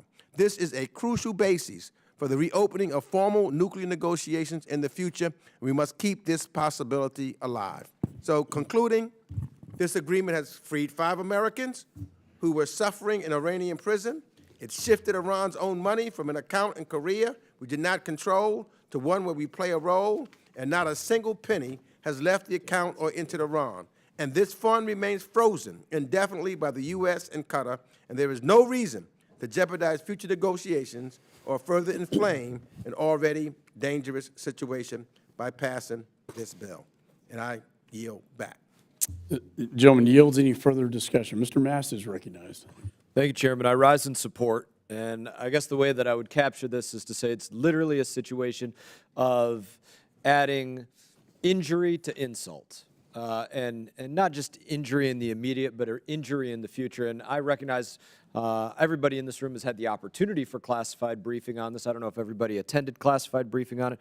I will only say this about the briefing. I received briefing on it, and I remain 100% not convinced that the status quo will keep these funds from being used by Iran for terror activities. Let me say that one more time. I remain unconvinced that the status quo would keep the funds from being used for terrorism by Iran, by any of their proxies, shuffled on down the line to whoever it is that they want to shuffle that to. And I don't know if other people heard different things in the briefings than what I heard. But I would make this point as well, as we are in a moment of hundreds of hostages being held by these same arms. I can't speak for Iran, but I consider it highly unlikely that Iran is out there speaking to its proxies right now, telling them that you're not going to get anything for these hostages. See, look, we had this deal, and yes, it says $6 billion, but we actually didn't get anything. I just somehow doubt that that is the conversation that's taking place right now between Iran and the Palestinian army of Hamas that they are out there supporting. And in that, I thank you for the time, Mr. Chairman, and I yield back. Gentleman yields. Any further discussion? Ms. Comlager Dove. Thank you, Mr. Chair. This bill, I think, sets a dangerous precedent by questioning our commitment to securing the release of American hostages and fracturing U.S. diplomatic credibility in upholding negotiated agreements. The deal with Iran advanced two important U.S. interests. First, it got the Iranian government to use its own funds for humanitarian aid for the Iranian people, something deeply needed as they are suffering under this regime and remain menaced by an acute economic crisis. And this is the part everyone conveniently forgets, return 5 Americans who were being held hostage by the regime. And these Americans had been sitting in an Iranian jail for years over the course of several presidential administrations, unsure if they would ever see their loved ones again. They were held at Evin Prison, which is notorious for human rights violations, psychological torture, and repulsive living conditions. One of the Americans had been imprisoned for 7.5 years, which is longer than some of us have served in Congress. The fundamental expectation that we would uphold our side of the bargain is the only reason those prisoners were able to come home to see their families. So what message are we sending our constituents when we renege on this deal? That if they are held hostage, we won't help them? Well, my constituent, Avon Hernandez, is being wrongfully detained in Venezuela, and there is nothing that I wouldn't do to make sure that he gets to see his family again. I think he's worth it. I think he's worth all kinds of negotiations, and I would hope I can say the same for this country.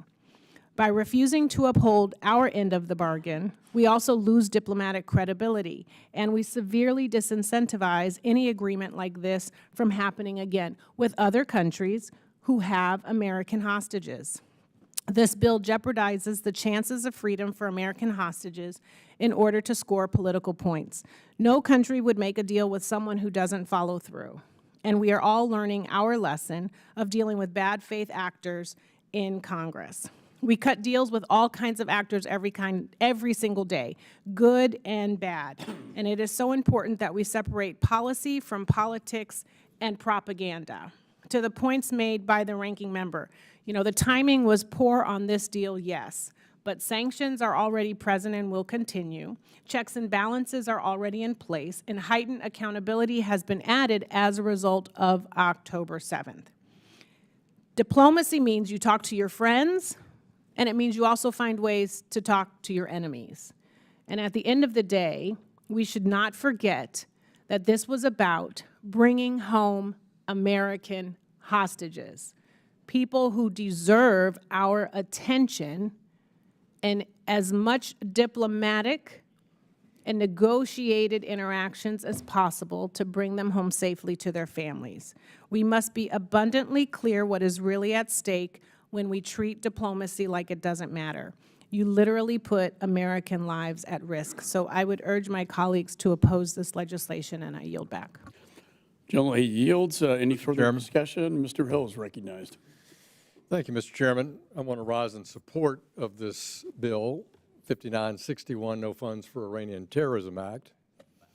And I think we all acknowledge on both sides of the aisle that we certainly support efforts by the administration to bring Americans wrongfully detained or held hostage by state actors or non-state actors home.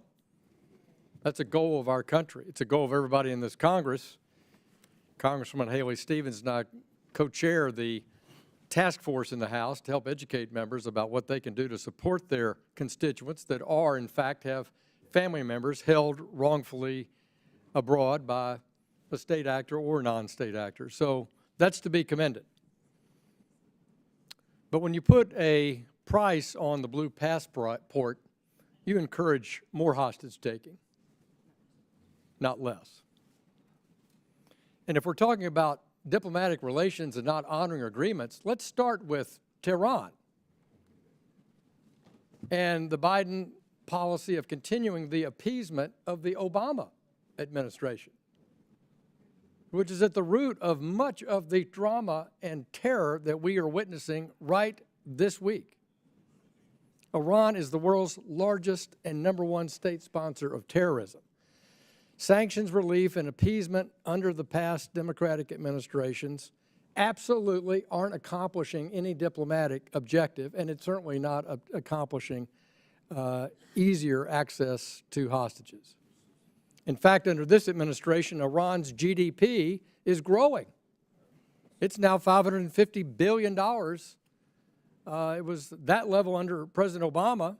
With all of the above sanctions policies of President Trump, it shrunk to $300 billion, a loss of $200 billion per year. And now under President Biden, it's back growing again. It was $359 billion in 21, and it's now almost $400 billion in 2022. So Iran is growing. They aren't facing sanctions like they were under the Trump administration. And while it's important to recognize this $6 billion is also just a small part of the money freed up for this terror state. Because just as has been described accurately by Mr. Meeks and Mr. McCall, this $6 billion is just one account that is Iranian money held in escrow in Qatar. But there's another one of $10 billion that's in Oman that is for gas sales from Iran to Iraq that's also being freed up at this time. And when you look at $17 billion in an economy of that size, that's a lot of fungible money that, as Chairman McCall has says, can be spent for whatever the mullahs want. So this administration has allowed Iran back into the global economy. And yet they're exporting ballistic missile technologies. In Ukraine, to defeat Ukraine, Iran is selling drones and arms to Russia. To kill Israelis and wipe Israel off the map, Iran is the primary financier of Hamas and Hezbollah in Lebanon. As a protector and partner to Assad, who we just discussed in Syria, Iran is the principal financier of the Assad regime, Hamas, and fights alongside Russia in killing Syrians. And in Yemen, Iran is the principal financial supporter of the Hutus, which last time I checked in the last few days have been firing rockets over Saudi Arabia to hit Israel. And this is who we want to give more money to. This makes no sense to me. So circumstances change in negotiations. Circumstances change in negotiations. And Iran is directly involved in all these conflicts, directly involved in funding terror, directly involved in killing Israelis. And to cap it all off, 91% of the Iranian oil exports are being bought by China, the largest part of Iran's economy. Why is it growing? Because they're selling oil to China. This bill is an important step and a small step, but it allows us to have a consistent U.S. policy that sees Iran for what it is and puts the sanction pressure where it deserves. I thank the chairman, I support this bill, and I yield back my time. Gentleman yields. Any further discussion? Mr. Davidson is recognized. I thank the chairman, and I just have to address Mr. Meek's argument and some of our colleagues that have defended the idea of even entering into negotiation for our hostages. Look, I think we should do everything we can to get hostages back. It's shameful. Frankly, so much conflict in the world comes about because people just can't live by basic maxims. Don't hurt people and don't take their stuff. But somehow that breaks down. And so you have to right it. There has to be justice. But the idea that there's a greater moral good by setting a market price for taking American hostages, and make no mistake, that's what this does. It sets a market price on the head of every American. If I take this hostage, I might be able to exchange him for this kind of money. And that is an incredible moral hazard. I think it's a horrible approach to diplomacy by our administration or any administration for that matter. But I think one of the other things that I'm concerned about, and while I think in balance support this bill, one of the ways that Congress is broken that most folks back home don't really appreciate is why are so many things kind of in half measures here? And it's because of committees of jurisdiction. And frankly, Mr. Pfluger has a similar bill, but it involves other committees of jurisdiction, Ways and Means, Financial Services, maybe Oversight. You might need 4 committees of jurisdiction to try to holistically solve this problem, and that creates challenges to being able to make things work. It certainly slows things down, and we all know Congress already works slower than is necessary to solve problems on the pace of real-world time demands. So I think it's disappointing. I hope we'll collaborate to find a way to work through some of these committees of jurisdiction. I hope that when we do bring this to the floor, that we don't simply do it in a way that is a suspension vote. I hope we do it in a way that allows for debate and amendment so that some of these things that are in other areas of jurisdiction can be considered, because I think we can make this good bill stronger, but we can't necessarily do that within the jurisdiction of foreign affairs. So, look, it's a common sense approach. The arguments are made well, but I don't think the whole solution can be made narrowly within the foreign affairs jurisdiction. I believe I'll support it, but I hope we can make it even stronger. And with that, I yield back. Gentleman yields. And let me just say, I have been in touch with my colleague from Texas, and we've been working on this. I anticipate this will go to the floor under a rule, and we will have amendments that I will negotiate with him to get that in. So if that gives you some relief from your concern.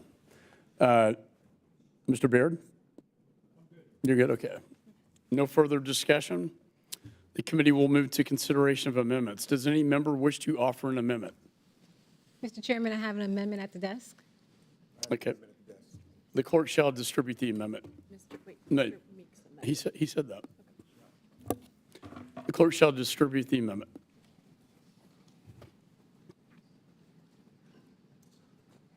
Meeks, number 9.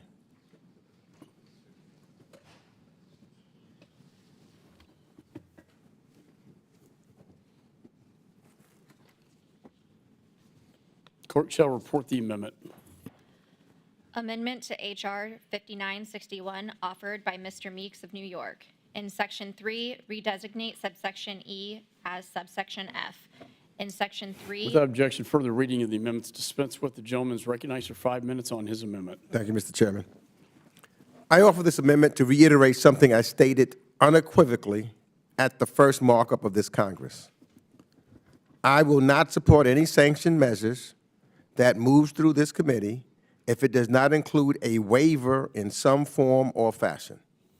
And if the sanctions authority has broad global economic consequences, like some legislation that has moved through the committee, this Congress, then the waiver standard must explicitly make room for economic considerations. We should not pass sanctions legislation intended to have an economic impact and then not allow the President or the Secretary of State to consider economic factors when making decisions about waivers.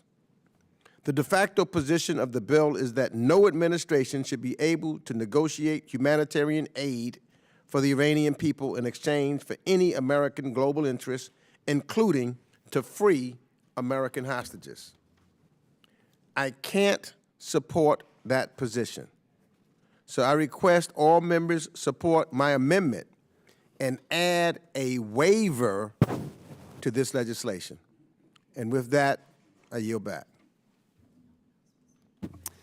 I thank the ranking member for offering this amendment. However, I must oppose it.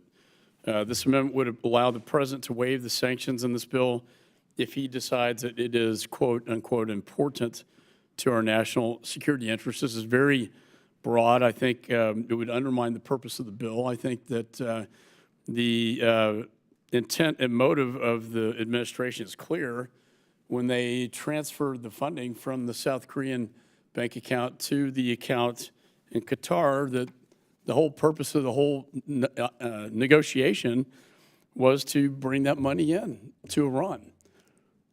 I understand it was for humanitarian purposes. I'm not sure about the fidelity of the money going in only for humanitarian when it is A, fungible, B, the president of Iran's statements that he's going to use the money for whatever he wants to. So this does not give me enough assurance that the intent of this legislation would be carried out. In fact, I think it would be waived almost immediately. And so for that reason, I oppose. Do any other members seek recognition? Ms., can I just say Chair McCormick? Mr. Chairman, I have a member at the desk. I ask to be recognized. No. Oh, yeah, we're on the Meeks Amendment. Sorry, we're discussing the Meeks Amendment right now. But you are recognized if you'd like to speak on the Meeks Amendment. Okay. Would the gentlelady yield? Does she yield? Okay. I just want to stress, Mr. Chairman, that no money goes into Iran at all. It was in one account, of which President Trump put it in Korea, where we had no oversight, and it was moved from one account to another account in Qatar, not Iran. Not a dime goes into Iran, not a cent, not a penny, that we have now greater oversight on. And I would just stress that I don't believe whether it's a Democratic president or a Republican president, that the President of the United States should not take in consideration the interests of the people of the United States and have the ability to have a waiver for economic considerations or other. That is the reason why the elected President of the United States, we have a check and a balance, but information and concerns and moving forward is extremely important. But I just wanted to stress that not one, because I hear money going into Iran, money going into Iran, money going into Iran. No money is going into Iran. I give back the time to the gentlelady. Gentlelady yields. And any further discussion? Mr. Mast? Correct. No, the Meeks Amendment. The Meeks Amendment. Thank you. I'm recognized? You're recognized. Thank you. What was just said is just fundamentally false, Mr. Ranking Member. The idea that there was an exchange of funds in an account for hostages and that maybe they're not spending something today, but that they're not going to have access to spend something when they make the appropriate request to spend whatever. I mean, it's a difficult conversation to have in here because a lot of what we've discussed has been in classified briefings, but we know for a fact they can get their hands on the money and utilize the money. They can get their hands on the money and utilize the money. I see some of your staff that weren't sitting in classified briefings nodding their heads, so I'm thinking maybe they don't know squat, but that's a fact. And this is it. I mean, Chairman Yeo? well, yes, I will yield in a moment. Last time I asked you to yield, you said, I think your exact words were, I wasn't worth it. I operate differently than you do, and I will give you the respect of yielding you a few moments of time, by all means. We obviously were in the same, because I've made many classified meetings. Some you were in, and some you were not in. And most of the members of my staff happened to have been in. I know the ones that you were in with me, they were also in the classified meeting. So obviously, we might have heard then different things and different facts. But for you to say that money has gone into Iran is incorrect. Is that what I just said? Say it again? That's literally not what I just said to you. That is what I hear you said. What did you say? So it kind of goes to your point of hearing what you want to hear. I literally just said to you, to make the point that they can't, through the channels that they have to go through to request funds. We know that there are specific channels to request funds, be it for agricultural equipment or whatever somebody wants to say it might be for, that they won't be able to use the funds of this agreement is fundamentally false. They will. I can't say exactly what we were told at the classified meeting. All I could say is, in the meeting, it was clear that the money, and frozen is a technical term, that the money is frozen. Let me, we'll continue this colloquy for a moment. Do you believe that term frozen to be a permanent term? I believe the term without end. The term frozen means that the money, as we speak, cannot go into Iran. But do you think that is a permanent term without end? Without end, I believe, and I think what we were debating here, and what I heard was that the money is going into Iran. And I know, and what I've stated is that we now have more control over that money in Qatar than we did when it was in Korea. I want to make sure you said that you did just now say the money is going into Iran. It's not going into Iran. You just said in. I realized maybe I said you the might have made a money mistake. is not going into Iran. And we now have more control over that money than we did when it was in the account in Korea. So you won't say that that term frozen is a permanent term. And I believe that you won't say that because that is not a permanent term. You might be speaking in the short term saying that, well, maybe they can't access something today or tomorrow, but to pretend that there is not a method, a set path for them to get the dollars that are a part of this deal, there is. My position is diplomacy matters. So if you're asking if, we don't know what the future holds. But we know they can access the money. They cannot access the money today. But we know they can access the money. They cannot access the money today. But they can access it. They cannot access the money today. So, and I think the American people can see you're purposefully saying today, and you're mincing words. No, not you're mincing saying words. in The totality. question is, can they access the money now? No, that's not the question that Gentleman's time has question I want to expired. Any further discussion on the Meeks Amendment? I recognize myself for 5 minutes. I'd just like to say that, well, first of all, I don't condone any remarks impugning staff. Staff works hard. They don't deserve that on either side. You work very hard. I think member to member, that's fair game. But having said that, I have to agree with my colleague in the sense that why was the money transferred? Well, because it was part of the hostage negotiation deal. And why was it transferred to a Qatari bank? Why couldn't they just provide humanitarian assistance from the South Korean bank? But they didn't do that. It wasn't done that way. It was transferred through this wire transfer to the Qatari bank with the understanding that it would go into Iran for humanitarian purposes. Which takes me back to my argument again, that money is fungible, and the president of Iran said himself he will do whatever he wants with that money. And I think that's why, although I respect the ranking member greatly, I just don't trust this administration, given the conduct that set this whole deal up in the first place, that if we give him a waiver, he will exercise that waiver. And then we're looking at $6 billion going in, maybe well-intentioned for humanitarian, but we know the president of Iran has said that's not where it's going to go.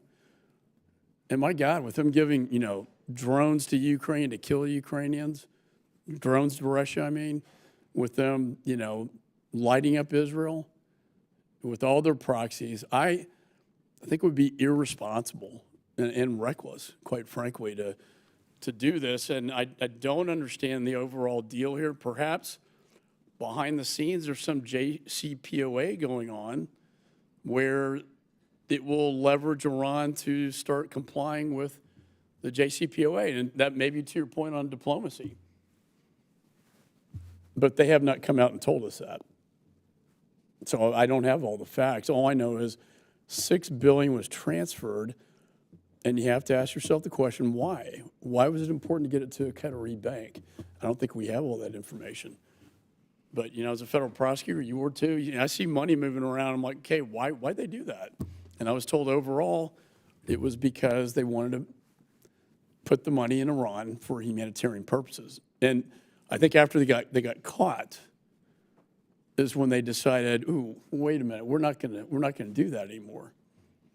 But it wasn't until the media caught onto this and the administration got caught with its hand in the cookie jar that they realized, uh-oh, we better not do that because that's not going to look good.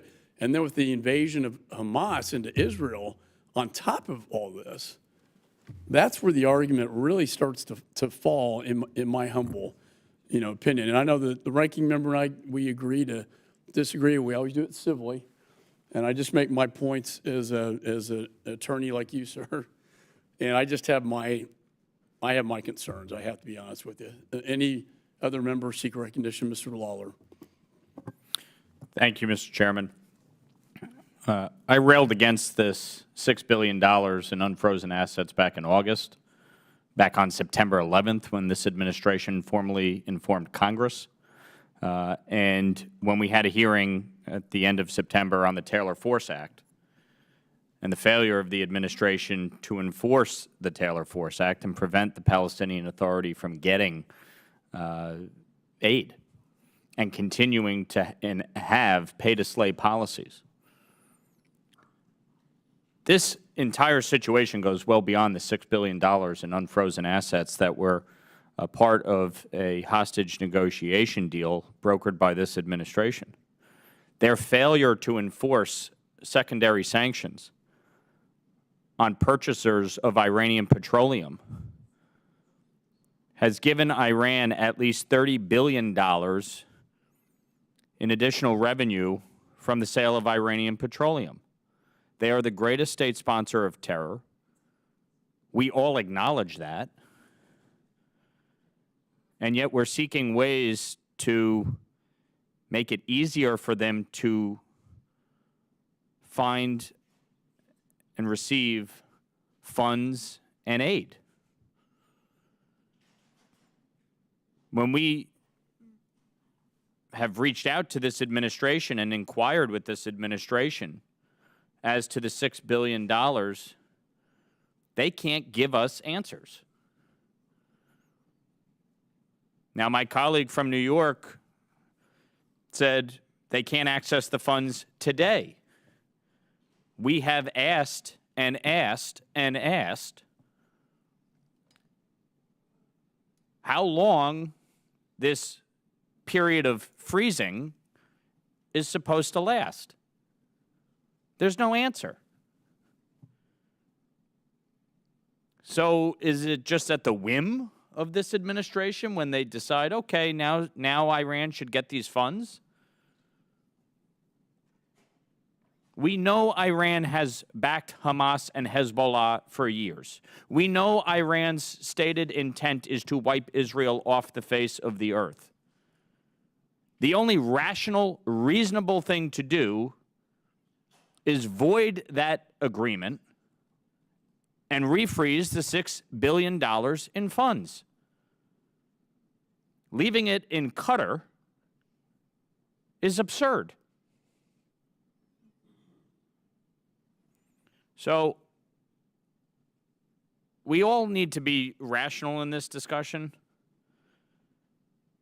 And the only rational thing is to make sure that Iran does not get funds to use to fund terrorism to wipe out Israel and slaughter Jews, period. That's it. That's the only rational thing to do here. I yield back. Gentlemen, yields. Any further discussion? Ms. McCormick? I would like to request some time and yield it to Meeks. Let me try to explain this. Iran will never physically get dollars in their hands. What the process is, there's a third-party contractor that Iran will have to work with. They have, and they're a vetted contractor will then say, give us X amount of dollars to purchase, whether it's agriculture or pharmaceuticals, for humanitarian purposes. The thing or the item that Iran would receive is not money. It's not dollars. It would be the pharmaceutical product. It would be the agricultural product. It would be the products that I've enunciated or talking about earlier of what this deal cut. Not dollars. Products for humanitarian purposes. Not dollars. And the purpose, as we talk about humanitarian concerns as a nation, I think is the appropriate thing to do. But even now, because of the oversight, because of what's taking place, the humanitarian physical items, the request by the third-party contractor would be denied. But the possibility of in the future that Iran could get not the money, but the product for humanitarian purposes could happen. And I yield back the time to the gentlelady. Gentlemen, yields. Any further discussion?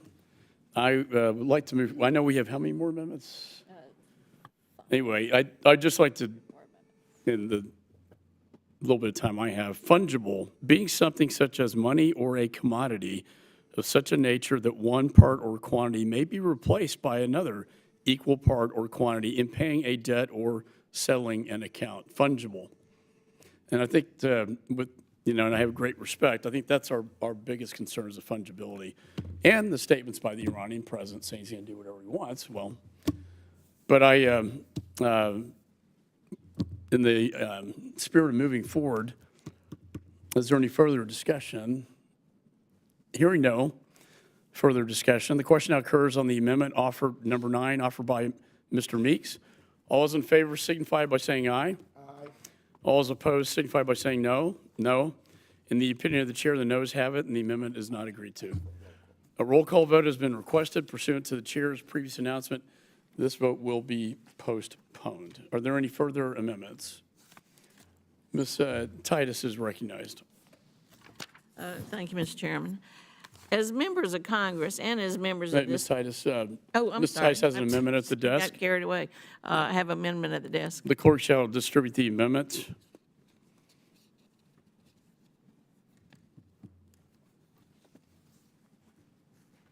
And the clerk shall report the amendment. Amendment to H.R. 5961, offered by Ms. Titus of Nevada. At the end of Section 2, add the following. President Biden reached an agreement with the Iranian regime to bring home Siamak. Without objection, further reading of the amendments dispensed with. The gentle lady is recognized for 5 minutes on her amendment. Thank you again, Mr. Chairman. As members of Congress and as members of this committee, we have no higher responsibility than to protect U.S. citizens regardless of where they are. If we look at recent history, you can see that the practice of taking U.S. citizens hostage has become increasingly common phenomenon. Over the past 8 years, Americans have been detained abroad at a rate of 500% greater than at any other time in history. For the U.S., whenever we attempt to secure Americans wrongfully detained abroad, a number of factors come into play. Those factors are financial, they're political, they can be partisan, they can be personal. They depend on the timing of the negotiations and the players who are involved in the negotiation. Fairly recently, in 2016, when Iran freed 5 Americans, including the Washington Post journalist Jason Rezaian, after 14 months of intensive diplomacy. This was conducted on the sidelines of the JCPOA. So you can imagine all the factors that were, the confluence of factors that played in that negotiation. Then in the 2023 swap with Tehran, this came after 2 years of talks by the Biden administration, negotiated through Qatar and Oman, since the Iranian officials refused to hold direct talks with their U.S. counterparts under Trump's administration because of his withdrawal from the Iran nuclear deal. The sensitivity of these talks can't be overstated. As you see, so many factors are involved. And I believe that Biden's administration's masterful diplomatic maneuvering secured the release of these 5 Americans that had been subjected to such horrific treatment during their wrongful detention in Iran. This bill's attempt to kind of thwart any future diplomacy with Iran, not just about the $6 billion, but with restrictions and secondary sanctions on that $6 billion, will only hamper our long-term goals to prevent a nuclear-armed Iran. So regardless of your position on Iran, and I think we've all made that pretty clear, you can't dispute the fact that diplomacy is really our only and best way to prevent worst possible outcomes in the Middle East. Now, not only does this bill fall short on policy, but it also fails to recognize the fact that this hostage swap really is about the lives of 5 Americans, and not just their lives personally, but the lives of their families who have lived in fear, in dread, not knowing what was going to happen, not seeing their loved ones. The stress and the trauma are just pretty unimaginable. And yet in this bill, there's no mention of the names of these hostages who were released. I think that we need to put their names in this bill. We don't need to play politics with their lives. I heard somebody say the only rational thing to do is void the deal. Does that mean we're going to keep the money and give the hostages back? I'm not clear on that. Surely that person didn't really mean that. But we shouldn't think of these people as just pawns in a swap. We shouldn't think of them as just headlines. We need to recognize them as the people, the Americans that they are. So this amendment, as you can see, is just very short and very simple. It would insert the names of the hostages who were freed into the findings section of the bill. So as we speak about issues in this committee, we should remember that our words have impact. They carry weight. they affect international politics as well as individual lives. And so I think that the least we can do is put their names in this bill, and I yield back. Gentlelady yields. Let me say I support this amendment. I think you correctly state the Biden administration negotiated a deal to free Americans who were wrongfully detained by Iran, and I think it's appropriate that their names be in this legislation. And that's exactly what took place, and the only good thing out of all this is we have these innocent Americans now home and reunited with their families, and that's a big deal. It's a big deal, especially if you're one of the families. And so I support this amendment. Any further discussion? Mr. Meeks is recognized.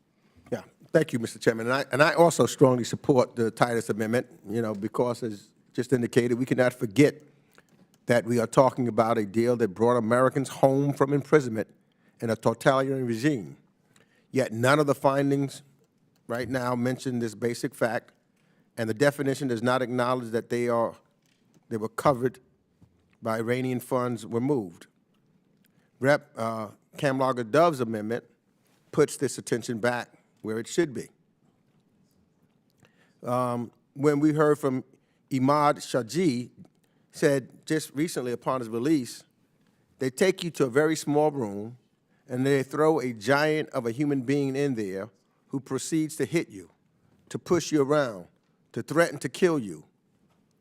He also said, and then the good cop comes in and he says, look, I can put a stop to this. You just need to confess. Thankful for his release, he recently stated, I hadn't seen my daughters for 5.5, 6 years. He also said I'd missed all their graduations, all of their birthdays and anniversaries with my wife. It's like being born again. This amendment asserts simple facts, reminds us that American lives are at stake, and therefore I strongly support this amendment. Yield back. Gentleman yields. Any further discussion? There being no further discussion, question now occurs on amendment number 14 offered by Representative Titus. All those in favor signify by saying aye. Aye. All those opposed signify by saying no. In the opinion of the chair, the ayes have it and the amendment is agreed to. Are there any further amendments?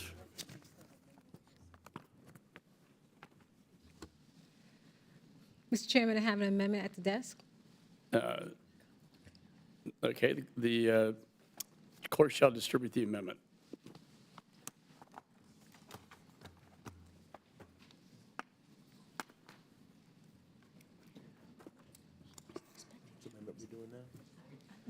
This is the third one, I think. Third out of 6.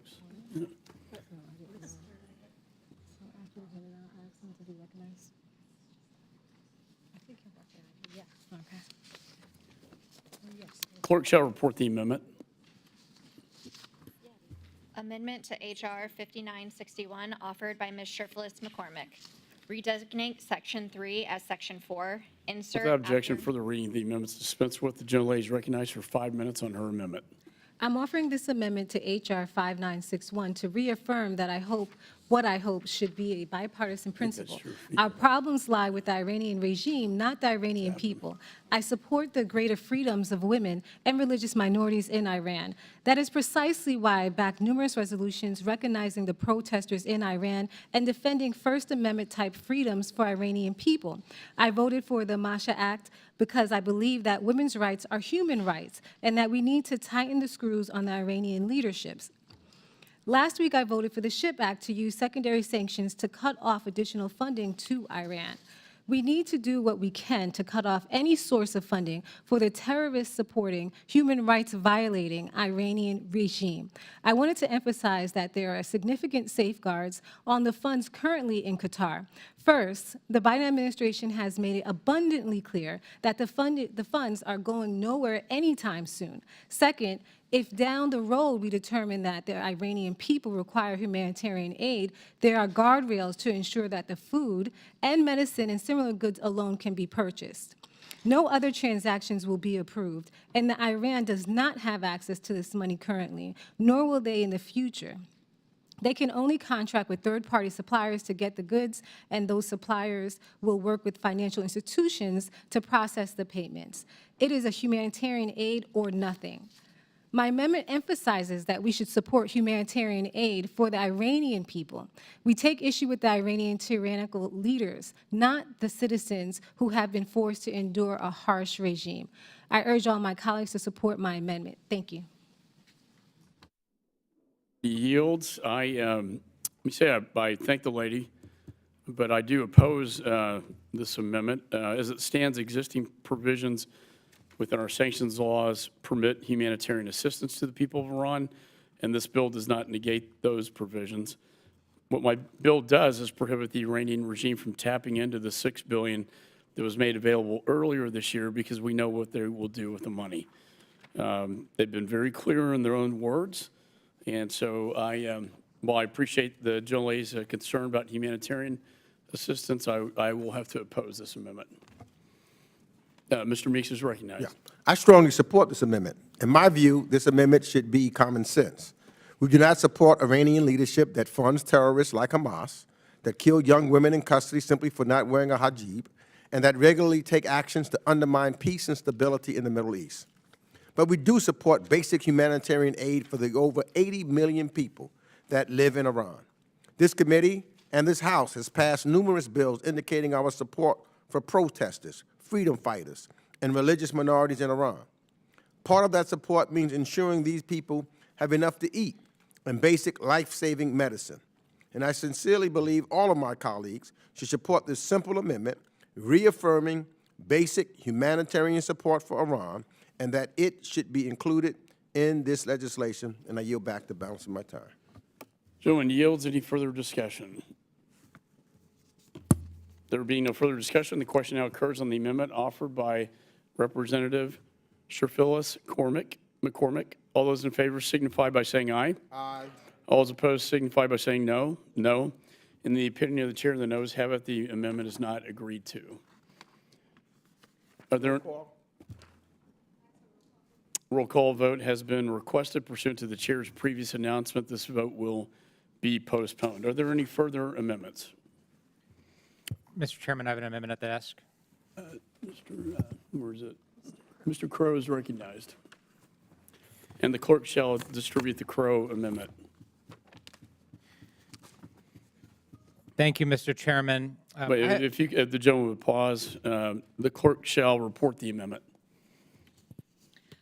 Amendment to H.R. 5961, offered by Mr. Crow of Colorado. In Section 3, redesignate subsection E as Without subsection objection, F. further reading the amendments dispensed with. Gentleman is recognized for 5 minutes on his amendment. Thank you, Chairman. This amendment is very simple. What it does is it makes it very clear that these sanctions and the underlying bill would not apply in instances where the commodities in the money in this fund are being used for humanitarian purposes, for food and for medicine. And here's why it's really important. There has been this discussion, this narrative publicly about the fungibility of sanctions and the fungibility of humanitarian aid. The United States has a very long history of providing humanitarian aid to oppressed peoples and oppressed populations, even in instances where there are malign and oppressive regimes to which we are very adverse. And here's why we do that. We do that for two main principled reasons. And by the way, every administration does this, because this money, this $6 billion, which by the way is not U.S. money, was actually negotiated by the Trump administration. And here's what the Trump administration knew that the Biden administration also knows. Two things. One is that oppressive regimes are oppressive. These regimes purposely oppress their people and withhold humanitarian aid, support, and basic needs from their people as a tool of oppression. So the notion that they're going to make a decision to not engage and not fund their malign activities, which are essential to their oppression, and instead use that money for humanitarian aid, actually does not stand the test of reason in what data show very clearly about the nature of these regimes and how they operate. Number two, we provide humanitarian aid for people in oppressive areas because helping them meet their basic needs, making sure that they have medicine, that they are healthy, that they have food, actually helps them resist. Oppressive regimes deprive their people of basic needs because it is a mechanism of control. And when we help meet those needs, we are actually undermining the tools of control of those regimes. That's why it's in our national security and foreign policy interest to do this. And I would be very concerned about any bill or any sanctions program or change to a sanctions program that takes away a very powerful tool to help oppressed people resist oppression in a manner that's consistent with the interests of the United States. So with that, I yield back. Gentleman yields. I recognize myself. I oppose this amendment. Under the deal negotiated by the administration, Iran can use this money for humanitarian or agricultural transactions, I should say. But they have a long history of elaborate sanctions evasion, including abusing such exemptions. And I would point the gentleman to a 2019 case involving a Turkish bank that was charged with helping Iran evade sanctions by falsifying humanitarian transactions, exactly what we were talking about. Maybe perhaps Iran can choose to buy food and humanitarian assistance instead of providing its funding to terror. But in their own words, if we give this money to them, their president has already taunted the world, proclaiming that Iran would spend it wherever we need it, in his words, wherever we need it. Going back to the argument on fungibility, we know this is fungible. I think coupled with the president's remarks, he's going to do whatever he's going to want to with the money, there's no assurance that this would ever be used for humanitarian, but rather to buy drones to send to Russia to kill Ukrainians and put into Hamas's coffers to kill the people of Israel. So I do not trust, nor can I verify in this case. And when I look at the case prosecuted by my brethren at the DOJ, it's just a case in point. You know, it talks about facilitating the illicit transfer of billions of dollars to benefit Iran, and for too long the bank and its leaders willfully deceived the United States to shield their actions from scrutiny. This deception ends today. Taking what was supposed to be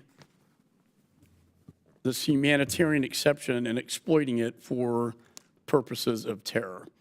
That's what we're trying to stop. That's the intent of this bill.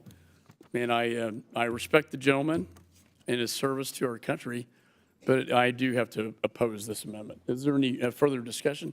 Mr. Meeks is recognized. I support this amendment. Exceptions for humanitarian assistance should be a standard part of sanctions legislation and a regular part of Treasury's implementing rules for programs created under an executive order. If we want other countries to follow our lead on sanctions, our sanctions laws must be perceived as just and fair with our allies and partners, as well as with countries with which we have more difficult relations. We cannot forget that we brought Iran into the table for JCPOA, largely because we got the whole world on board. It wasn't just the United States.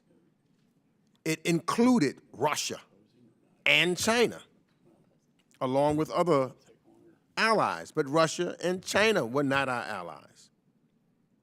Effective global sanctions require effective diplomacy. That's what this is about, this committee, diplomacy. And the Trump administration's maximum pressure campaign has not curbed Iran's nuclear program or throttled their terrorist financing, because we have not had allies and partners on board with us. Secondary sanctions aren't going to yield broad results. This committee has passed several pieces of legislation praising the protesters against the Iranian regime, commending the bravery of young women who defy the regime, and supporting religious minorities in Iran that face consistent persecution.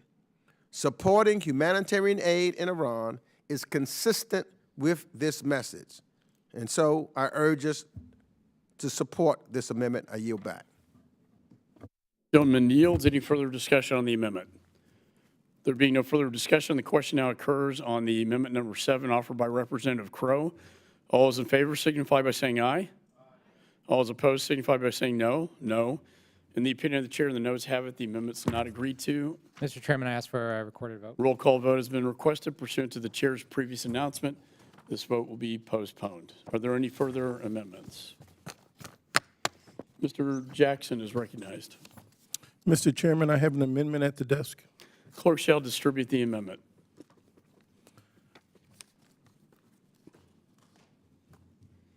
So we got votes, but we'll see. How many votes? 8. The clerk shall report the amendment. Amendment to H.R. 5961 offered by Mr. Jackson of Illinois. Add at the end of the following. This act shall terminate on the date that is 5 years. Without objection, further reading of the amendment dispensed with. The gentleman is recognized for 5 minutes. My amendment would add a sunset provision after 5 years. This amendment is in line with the Majority Leader's floor protocol for the 118th Congress, specifically the Majority Leader's floor protocols on legislation calling for sunset requirements. Just 1 second. To advance the policy originally outlined in the pledge to America to adopt the requirement that programs end or sunset by a date certain. That should include new sanctions authorities as well. It is important for Congress to maintain its Article I powers over foreign policy, and it does that by including a sunset. If we're going to be consistent with floor protocols that the majority has established for new programs, this act should not go into force without a sunset provision. Mr. Chairman, I yield back. Yields, and I now recognize myself. I thank you for offering this amendment. However, I must respectfully oppose it. This bill contains behavior-based termination criteria for the sanctions described. In my judgment, sanctions on Iran should not disappear just on some arbitrary date, but rather should remain in place until Iran stops threatening the United States and our allies, like Israel. And so therefore, I must oppose this amendment that adds an arbitrary sunset date. Any further discussion? Mr. Meeks. I strongly support this amendment. Several of my colleagues on both sides of the aisle have concluded that military use of force authorizations should come with a sunset, and I've stated my agreement with that sentiment on numerous occasions. Sanctions bills are not different. Sanctions are not military force, of course, and in fact can be an alternative to that more severe approach. But much of the same logic applies here.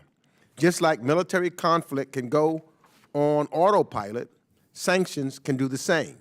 We have numerous outdated sanctions on the books whose sell-by date has long expired. Sanctions without any waivers or sunsets are particularly dangerous, and in this case, with this bill. I've agreed to numerous sunset extensions as chair of this committee and now as ranking member. Congress is perfectly capable of reauthorizing sanctions when we need to. Rep. Jackson's amendment would greatly improve this bill, and I urge all of my colleagues to support it. I yield back. Gentleman yields. Any further discussion?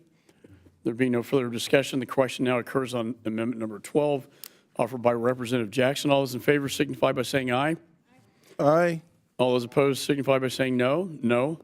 In the opinion of the chair, the noes have it. The amendment is not agreed to. I'd request a recorded vote, Mr. Chairman. Roll call vote has been requested pursuant to the chair's previous announcement. This vote will be postponed. Are there any further amendments? Ms. Comlager Dev is recognized. Thank you, Mr. Chair. I have an amendment at the desk. Clerk shall distribute the amendment.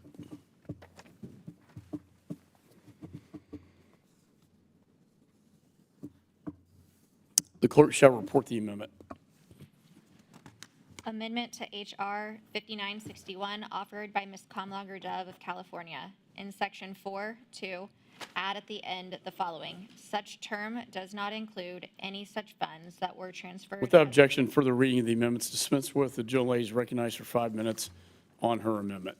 Thank you, Mr. Chair. And I'd also like to just thank staff for all of your hard work. I certainly appreciate your efforts and think you know more than squat. And I think public disparaging of your work and contributions really comes off as uninformed. So I just want you all to know for the record that I appreciate you. My amendment preserves the original intent of this agreement, which was to free American hostages imprisoned in Iran. Every American matters, and no American should be left behind. All those hostages are somebody's child. Reneging on this agreement hurts every future negotiation to release innocent Americans from illegal imprisonment abroad. I urge all of my colleagues to stand up for diplomacy and for wrongfully detained Americans and to support this amendment. Thank you, Mr. Chair, and I yield back. Gentlelady yields back. I recognize myself. I thank the gentlelady for offering her amendment, but however, I must oppose it. The entire purpose of this bill is to limit Iran's access to the $6 billion windfall it was granted in September, because we've seen how Iran spends its money. Iran supports terror groups and proxies like Hamas, Hezbollah, Houthis, all of which are actively attacking our friend and ally Israel. Iran backs proxies in Iraq and Syria and have attacked American service members at least 38 times since mid-October. We need to block Iran's access to these funds for our own security. So defining the scope of the bill to exclude the $6 billion effectively guts the bill, and for that reason, I do oppose it. Any further discussion? Mr. Meeks is recognized. I strongly support Ms. Representative Comlager Dove's amendment. Sadly, this committee has passed numerous resolutions calling for the release of American hostages. Sometimes public pressure and shame campaigns work, but sometimes there are trade-offs. Israel freed over 1,000 hostages for one soldier in 2011.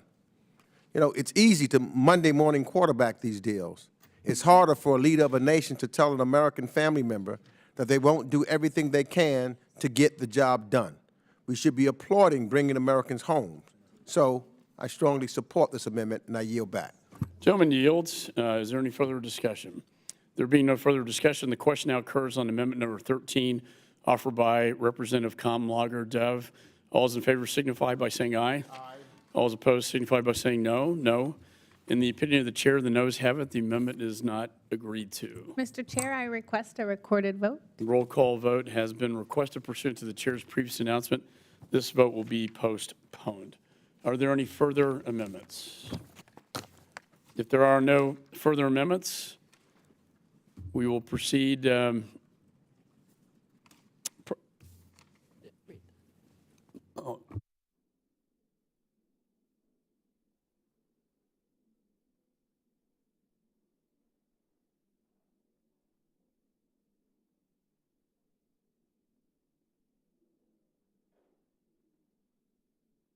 Okay. There are no further amendments at this time. Further proceedings on this bill shall be postponed. The committee will recess for votes and will reconvene at approximately 2:45 when votes on the floor have been concluded.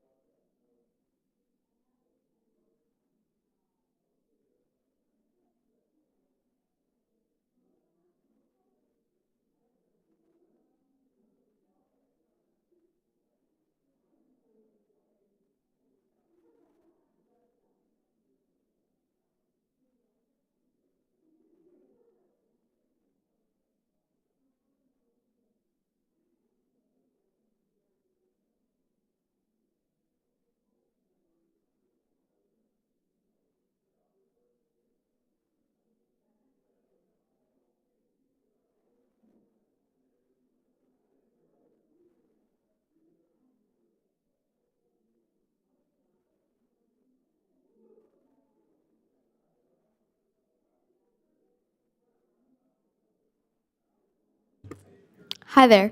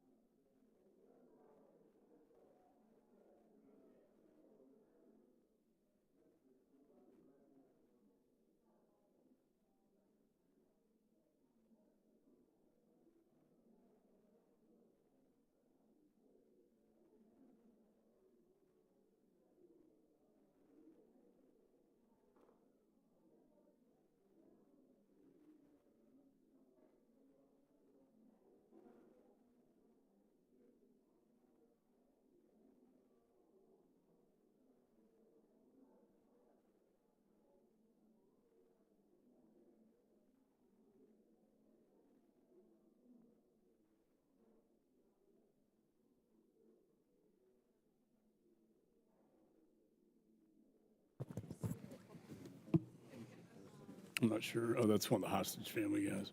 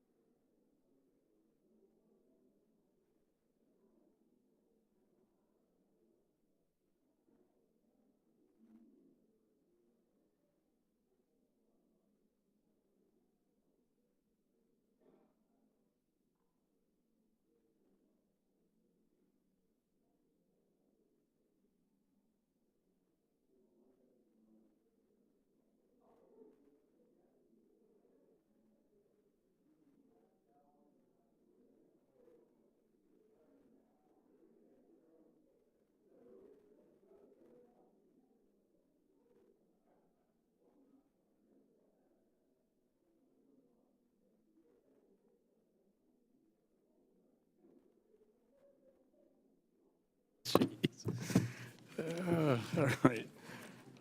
Sorry on that. All right. Here we go. The committee will come to order. Pursuant to notice, I now call up HRES 793, calling on Hamas to immediately release hostages taken during October 2023 attack on Israel. The resolution was circulated in advance, and the clerk shall designate the resolution.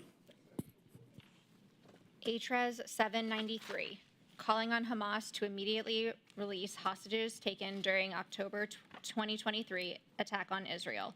Whereas on October 7th, 2023, Without objection, the first reading is dispensed with, and the resolution is considered read and open to amendment at any point. I now recognize myself in support of the measure.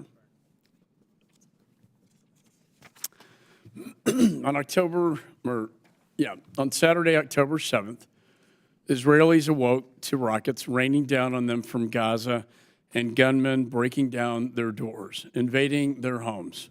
In total, Hamas terrorists killed 1,400 men, women, and children.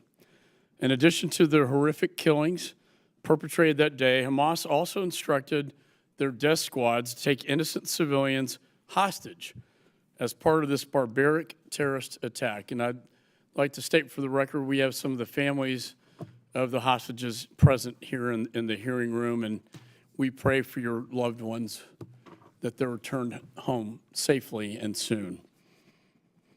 Now, 1 month later, about 241 people, including American citizens, are being held by Hamas. Mothers, fathers, brothers, sisters, as well as grandparents and elderly were taken. Most disturbingly, children were taken hostage. Currently, a number are being held underground in Hamas's 500-mile network of tunnels. In the ultimate act of cowardice, these terrorists are now using the hostages as human shields as they continue to perpetrate their war against Israel. This is pure evil. These monsters will do anything to achieve their goal of the destruction of Israel. These hostages must be released immediately and unconditionally. Hamas has the power right now to release these innocent civilians, but they choose to keep them in captivity. This has nothing to do with a ceasefire. This resolution declares a clear message: free the hostages now. I hope every member of the committee joins me in supporting this resolution.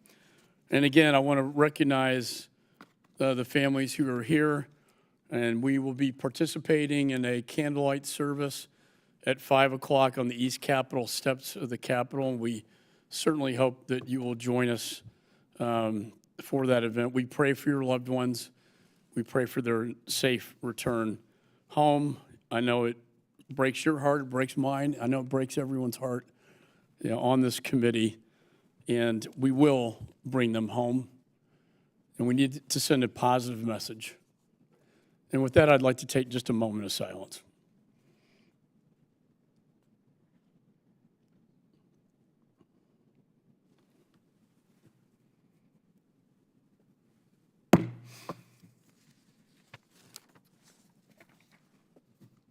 Is there any further discussion on the resolution? Mr. Meeks is recognized.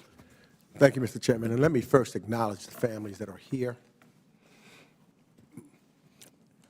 I can say unequivocally that every member of this committee, heart, soul, and prayers are with you and your families. We surely wish you did not have to be here today. We want to make sure that your loved ones are returned to you immediately. And I think it is significant and important that we speak with a unanimous vote and a unanimous voice on having your loved ones who were taken away by a vicious and heinous acts of Hamas return to you in short order. I strongly support this measure, and I'm thankful to my colleagues, Representative Stevens, for introducing this resolution along with Representative Hill and their foresight, and their coming to both Mr. McCall and I, saying let's expedite this resolution. And Mr. McCall being grateful and graceful, and we were able to put this on immediately. I wish we'd have even had it on sooner, because right after they were taken, it was the sentiment of this Congress to make sure that your loved ones are returned.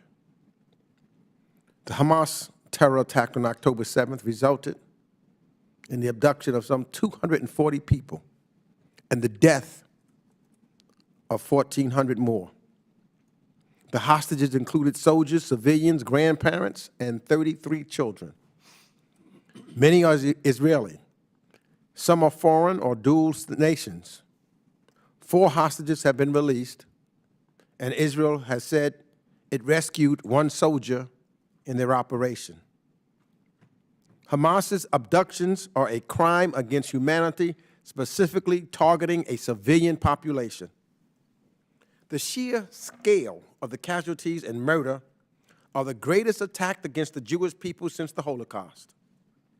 And the unimaginable human suffering that has transpired as a result of Hamas's use of human shields is something we will never forget.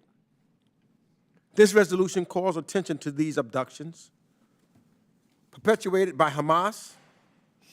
Hamas captured these innocent people so they can be used as bargaining chips and human shields, while Hamas attempts to wipe Israel off the map. Yet while the situation is dire, there is hope. There are experienced public servants across the United States government who have already helped secure the release of some Americans from Hamas's clutches. And these dedicated officials in the Office of the Special Presidential Envoy for Hostage Affairs, the Hostage Recovery Fusion Cell, and elsewhere across our government continue their tireless work to bring all of the remaining hostages home. This resolution is simple. It condemns the horrific actions of Hamas, correctly notes that hostage taking is a violation of international humanitarian law, expresses solidarity with the victims, and demands Hamas release all hostages immediately. But while simple, it is incredibly important that we give it our full support. We must stand with the hostages and the families here with us today, and all of those in Israel, and all over the world until they are brought home safely. We will not rest until they are home safely. So let me conclude just by saying I want to thank Ms. Stevens and Mr. Hill again for their tireless efforts on behalf of the American families and the Israeli families and all of the hostages taken or wrongfully detained overseas. And I urge all of my colleagues to support this measure, and I yield back the balance of my time. Gentleman yields. Any further discussion? Mr. Chairman. Let me just thank Mr. French Hill for bringing this to our attention and Ms. Haley Stevens. As the ranking member mentioned, a little bit out of time on the calendar, but we saw the urgency of this, and with the families here, we wanted to expedite this immediately, and I want to thank you for bringing this to our attention. I think the timing is unfortunate that we have to do this, but the timing with the family members here and the candlelight service is certainly appropriate. So with that, Mr. Hill is recognized. Well, Mr. Chairman, thank you. Thank you, and Ranking Member Meeks, for your understanding. Representative Stevens and I were touched by the very quick response from our members. Over 200 members of our House of Representatives co-sponsored this resolution. I know we stand in solidarity with one voice to demand that Hamas release these hostages. Congresswoman Stevens and I have worked together along with former member Ted Deutsch in forming the House Task Force on American Hostages and Americans Wrongfully Detained Abroad, because we want our members to know how they can best help American citizens who are held by a non-state terror group or by a state actor, and how they can be comforted and coordinated with the Department of State. Congresswoman Stevens and I saw that on October 7th was an unprecedented number of hostages taken by Hamas in its attack on Israel. The numbers speak for themselves. They've been cited by Chairman McCall and Ranking Member Meeks.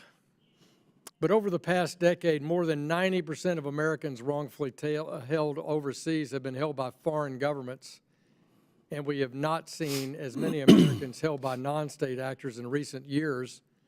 This attack puts our hostage enterprise here in the United States, helping our families, really to a test. I commend the coordination of the Hostage Recovery Fusion Cell, the Office of the Special Presidential Envoy for Hostage Affairs, and the Hostage Response Group for their initial work in tracking and identifying the Americans that have been taken by Hamas, and working in partnership with Israel, locating all the hostages, using all means available that we have in our military and our intelligence community and our collective will of the Israeli and the American governments. As I've stated before, releasing hostages and wrongful detainees should be the first steps of these groups to show they are what they need to do. They must release these hostages. Hosea tells us that those who sow the wind reap the whirlwind, and Hamas will reap the whirlwind if these hostages are not recovered safely and promptly. I support this simple and straightforward resolution. I'm glad to have worked on it with my colleague, Congresswoman Stevens, and I urge all of our colleagues to universally support this before the committee and then on the House floor. And let's send a message to Hamas that Republicans and Democrats stand in solidarity, that we want these hostages back with their families. Yield back. Gentleman yields. Any further discussion? Mr. Castro is recognized. Thank you, Chairman. 1 month ago today, we all woke up to horrifying images of Hamas's brutal and terrible attack in Israel. And over 200 hostages still remain as prisoners of Hamas today, including more than 20 Americans and their family members. Like many in this Congress, I call on Hamas to immediately release these hostages. And I thank Secretary Blinken for working with our international partners to secure the release of Judith Raanan and her daughter, Natalie Raanan, and hope that the remaining American hostages are safely reunited with their families soon. I also want to thank my colleague, from Michigan, Representative Haley Stevens, for introducing this resolution and leading this effort. I know how tirelessly she has fought to secure the release of American hostages, including her constituent, Paul Whelan, who remains wrongfully detained by Russia. So I'm proud to co-sponsor the resolution and urge my colleagues to support it. I yield back. Gentleman yields. Any further discussion? Ms. Dean. Thank you, Mr. Chairman. I thank you and the ranking member for bringing this to us so quickly, and certainly I thank Representative Stevens and Representative Hill for drafting this very clear resolution. To the families who are here, we are in solidarity.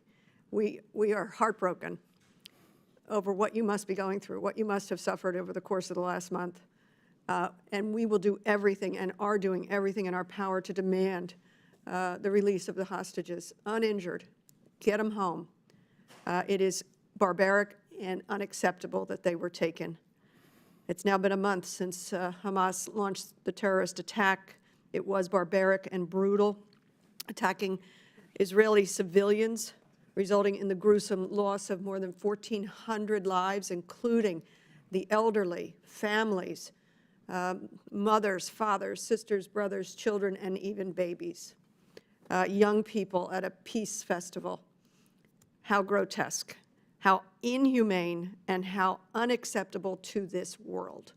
And we must stand there and say that over and over again. We must do everything to effect the immediate release of the hostages, including, as I understand, at least 33 children. We can't imagine any of their suffering, but children in this place of darkness and fear. So I'm here, I stand with my Republican colleagues, my Democratic colleagues. I urge everyone to support this resolution. I look forward to it coming swiftly to the floor so that we, with one voice, send a message to the world that the United States believes in and demands the safe release of your family members and all of the other hostages. I yield back. Gentleman yields. Any further discussion? Mr. Schneider is recognized. Thank you, Mr. Chairman, and I want to thank you for bending over backwards to make sure we mark up this bill today. I want to welcome the families of the hostages that are here. I'll come to that in a second, but let me first start with some history to explain how it is we come to be talking about this resolution. Hamas formed in 1987 during the first Palestinian Intifada. It's an outgrowth of the Muslim Brotherhood, and its intentions were made clear in its charter.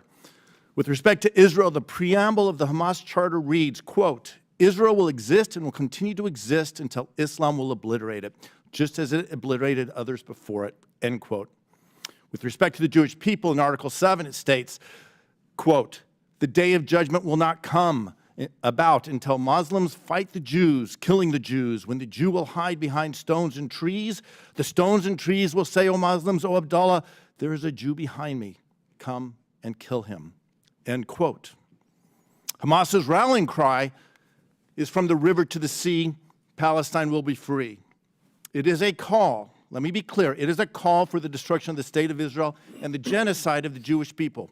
Don't let anyone try to tell you otherwise.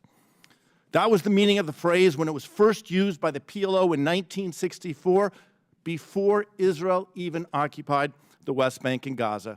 It is what is meant by those who use it today. So back to history. In August of 2005, Israel unilaterally withdrew from Gaza. Not one Israeli soldier, not one Israeli civilian stayed in Gaza. Total control was turned over to the Palestinian Authority. A few months later, in January of 2006, elections were held. Hamas got 44%. Fatah got 41%. But no one got a majority. In 2007, Hamas violently took over all of Gaza. Fatah members who were not murdered by Hamas, thrown off of buildings, executed. Those who were not killed fled to the West Bank. Now let's jump to May of 2021. Following 11 days of fighting in which 232 Gazans and 12 Israelis were killed, on May 20th of that year, a ceasefire went into effect. So when I get to October 6th of this year, 870 days of observed ceasefire by Israel. Ceasefire was in effect. On October 7th, early in the morning at 6:30, Hamas, a genocidal, nihilistic terrorist group dedicated from its inception to the destruction of Israel and the murder of the Jewish people, crossed over the border. Thousands of terrorists rampaged through villages, through a concert where young people were gathering for peace. 1,400 people, 1,400 people were slaughtered. Elderly, infants, entire families. People were tortured, raped, burned alive. At the music festival Gathering for Peace, 260 people died, many of them encircled and executed. At Kibbutz Be'eri, more than 100 people were killed, 10% of the total population, and the same was true at Kibbutz Kfar Aza, where many of my colleagues and I were just this past August. And why we're here today. More than 240 hostages were taken to Gaza, including Omer Nutra, a 22-year-old from Plainview, New York.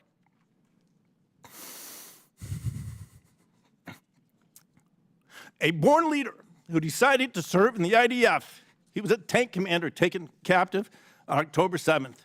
His parents, Ronan and Orna, are here. Hirsch Goldberg, Poland, was at the music festival. A 23-year-old Israeli-American. His parents are from Chicago. His cousins Eileen and Norman are here. I spoke to his grandmother, Leah, just this morning. His Aunt Abby has been a friend of mine for more than 30 years. Abby and her daughters are part of our family circle of friends. Now, Hirsch and Oren and all the hostages, every single one of the 240 infants, elderly, survivors of the Holocaust, each and one of them are a part of our family. I'm a father. My wife and Julie have 2 sons, not much older than Hirsch and Oren. Our older son, Adam, served 5 years as an officer in the U.S. Navy. I know firsthand about sleepless nights, the anxiety of your child on deployment, the times when you don't have awareness, the times when you don't have awareness of where your child is or what they are doing, what dangers they face. I can't imagine what it is like for the families of these hostages. I'm sorry. We need to make sure we keep these hostages and their families in our minds and in our hearts. And that's why we are here today with this resolution. Congress must condemn Hamas every time we speak about what is happening in this conflict. This resolution does that. Congress must talk about the barbarism of Hamas on October 7th and condemn the attack, including the taking of hostages, an absolute war crime in violation of international humanitarian law. And this resolution does that. Congress must make sure the stories of the hostages are known, make sure their ongoing captivity is always on top of our minds and their suffering of their families are shared. And this resolution does that. And Congress must continue to call for the immediate, unconditional release of the hostages. And this resolution rightly, justly does that. I want to thank my colleagues and friends, Haley Stevens and French Hill, for leading on this resolution and for fighting to bring it to the floor. I thank the chairman and the ranking member for allowing us to have this markup, and I call on all my colleagues to support this resolution. Mr. Chairman, I thank you for the extra time. Gentleman yields, and thank you, Mr. Schneider, for that powerful, powerful statement. Is there any further discussion? If I could just say to Mr. Schneider, I was with you at Kfar Aza, the kibbutz that was overrun by the Hamas terrorists. And when I got the phone call, just to think that everybody we met at that kibbutz had been slaughtered and that the daycare center that we toured with the little children and the babies have been wiped out, burned alive, and beheaded. And other atrocities I can't even get into. It's sick. It needs to end. These hostages need to come home. Our FBI director testified that the threat from Hamas could enter the United States. I'd be remiss if I didn't mention Haley Stevens' friend Samantha Wohl in Detroit, Michigan, who just 2 weeks ago was stabbed to death. A well-known leader in Detroit's Jewish community stabbed to death. in the early mornings of Saturday, October 21st, with a trail of blood leading from her home to where she was found. This has to stop. This terror has to stop for the sake of the world and the Jewish people. So with that, there being no further discussion of the resolution, the committee will move to the consideration of amendments. Does any member wish to offer an amendment? There being no amendments, I move that the committee report HRS 793 to the House with a favorable recommendation. All those in favor signify by saying aye. Aye. All those opposed signify by saying no. In the opinion of the chair, the ayes have it, and the motion is agreed to. Roll call. No, you don't need a roll call. You don't need a roll call. We don't. No. We want one on the floor, though. It'll still go to the floor. Okay, so you get to the floor. Okay. Without objection, the motion to reconsider is laid on the table. Staff is authorized to make any technical and conforming changes. Pursuant to notice, I now call up HRS 683, expressing support for the diplomatic relations, requiring to encourage the government of Mexico to fulfill its water deliveries on an annual basis to the United States under the treaty between the United States and Mexico regarding the utilization of the Colorado and Tijuana rivers and of the Rio Grande. The resolution was circulated in advance. The clerk shall designate the resolution.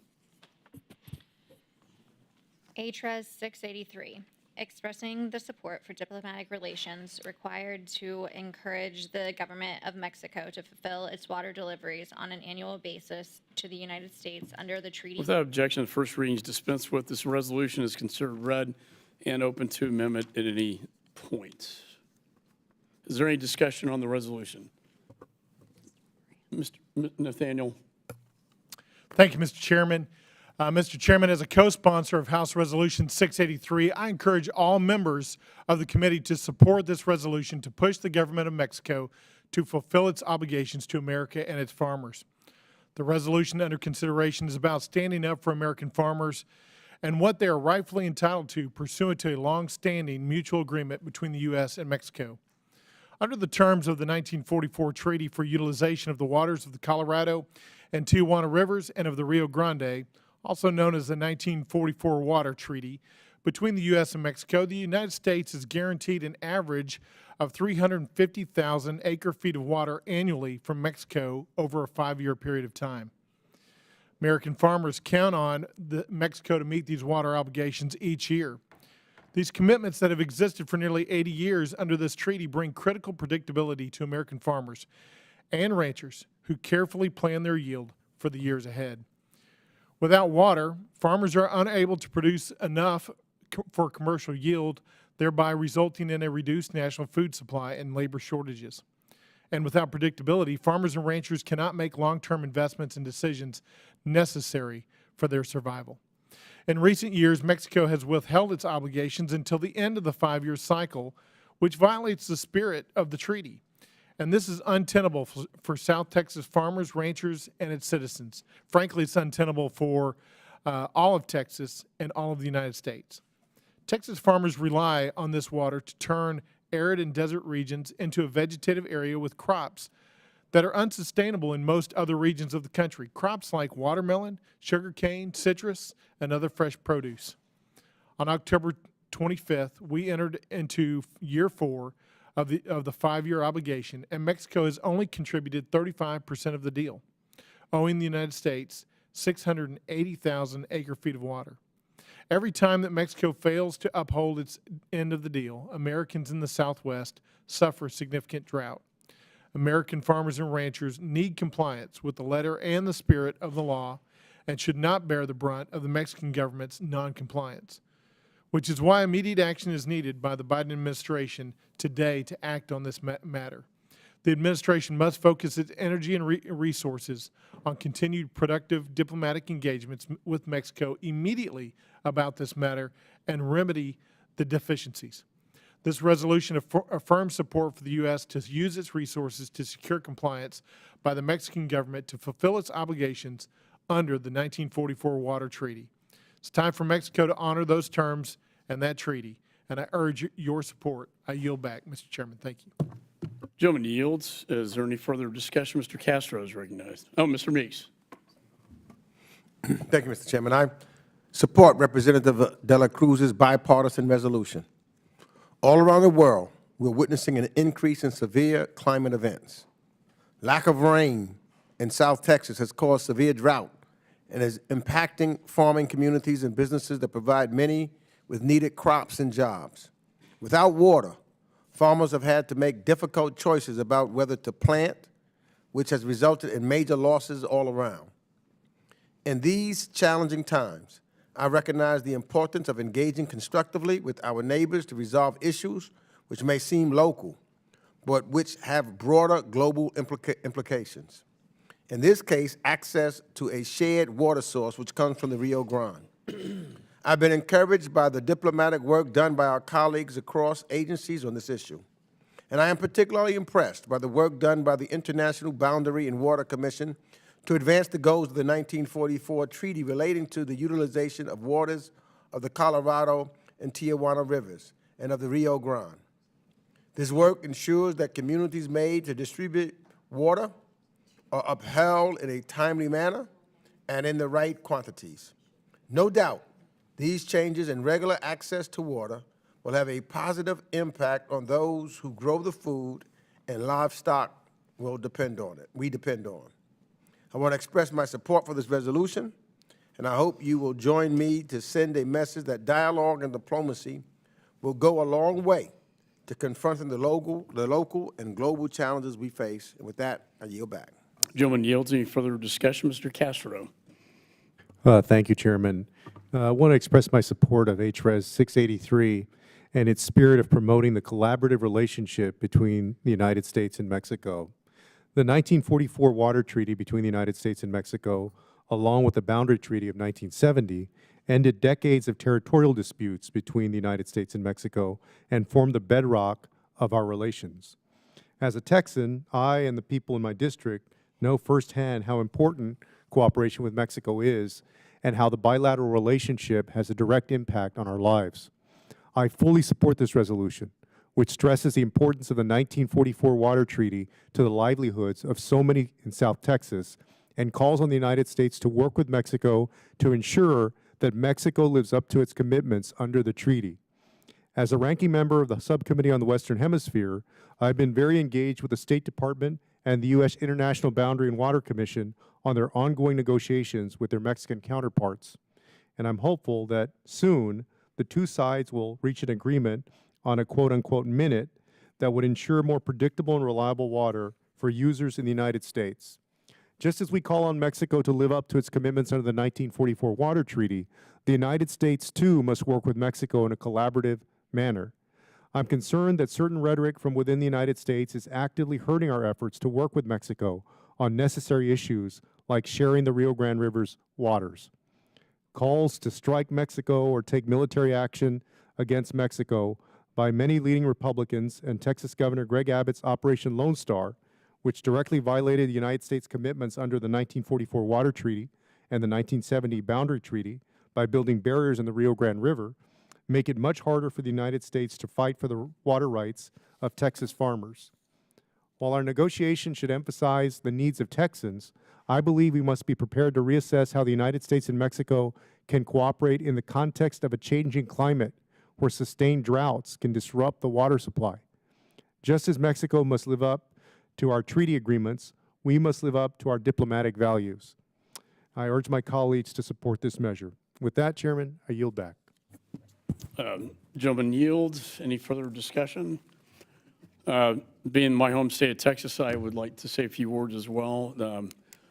As Mr. Moran pointed out, the United States and Mexico signed a treaty in 1944 to ensure predictable and reliable water supplies, both the Colorado, Tijuana, and Rio Grande rivers.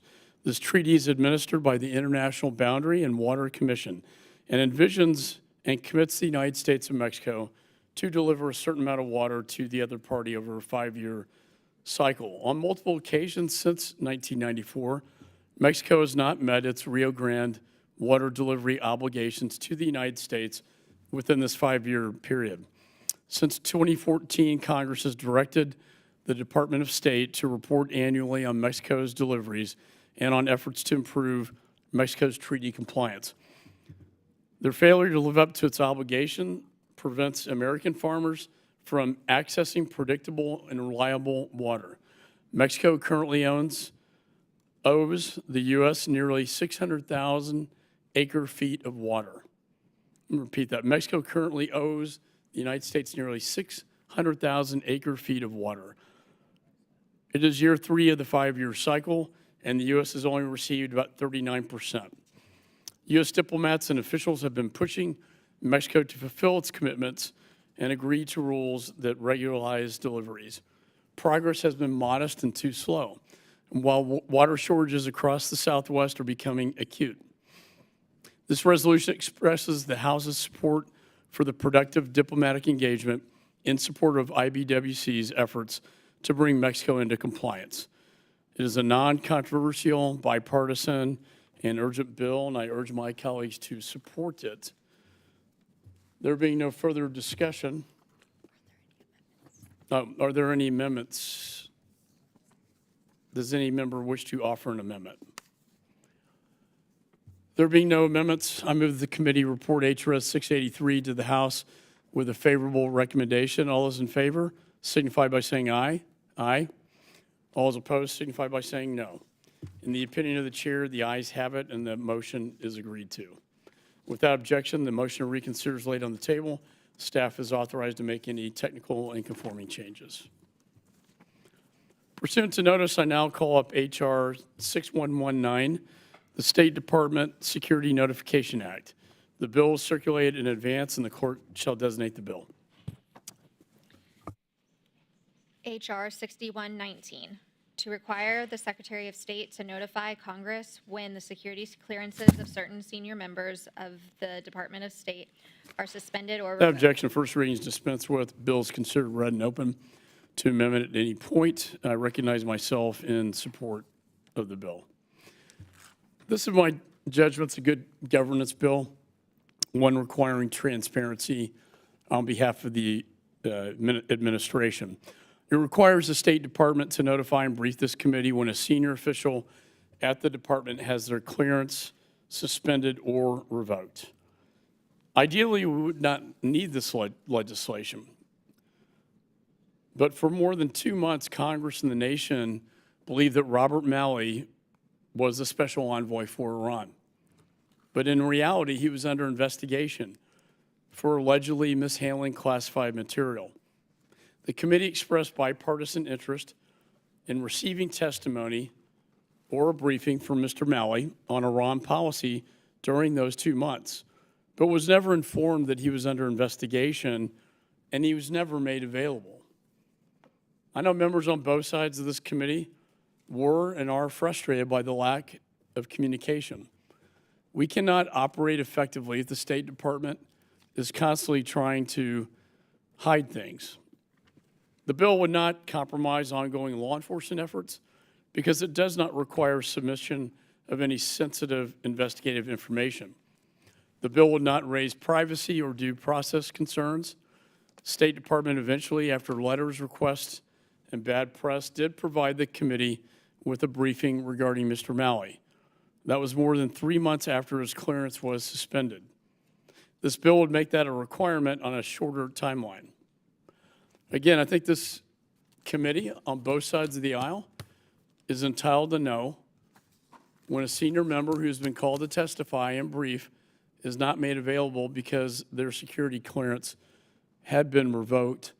I urge my colleagues on both sides of the aisle to, support this good governance issue, and it can also be held in the classified space to protect the interests. And so with that, I yield back. Is there any further discussion? Mr. Meeks is recognized. Unfortunately, I have to oppose this measure because I believe it poses a risk of politicizing what should be an unbiased, fact-driven process to ensure the security of classified information and who has access to it.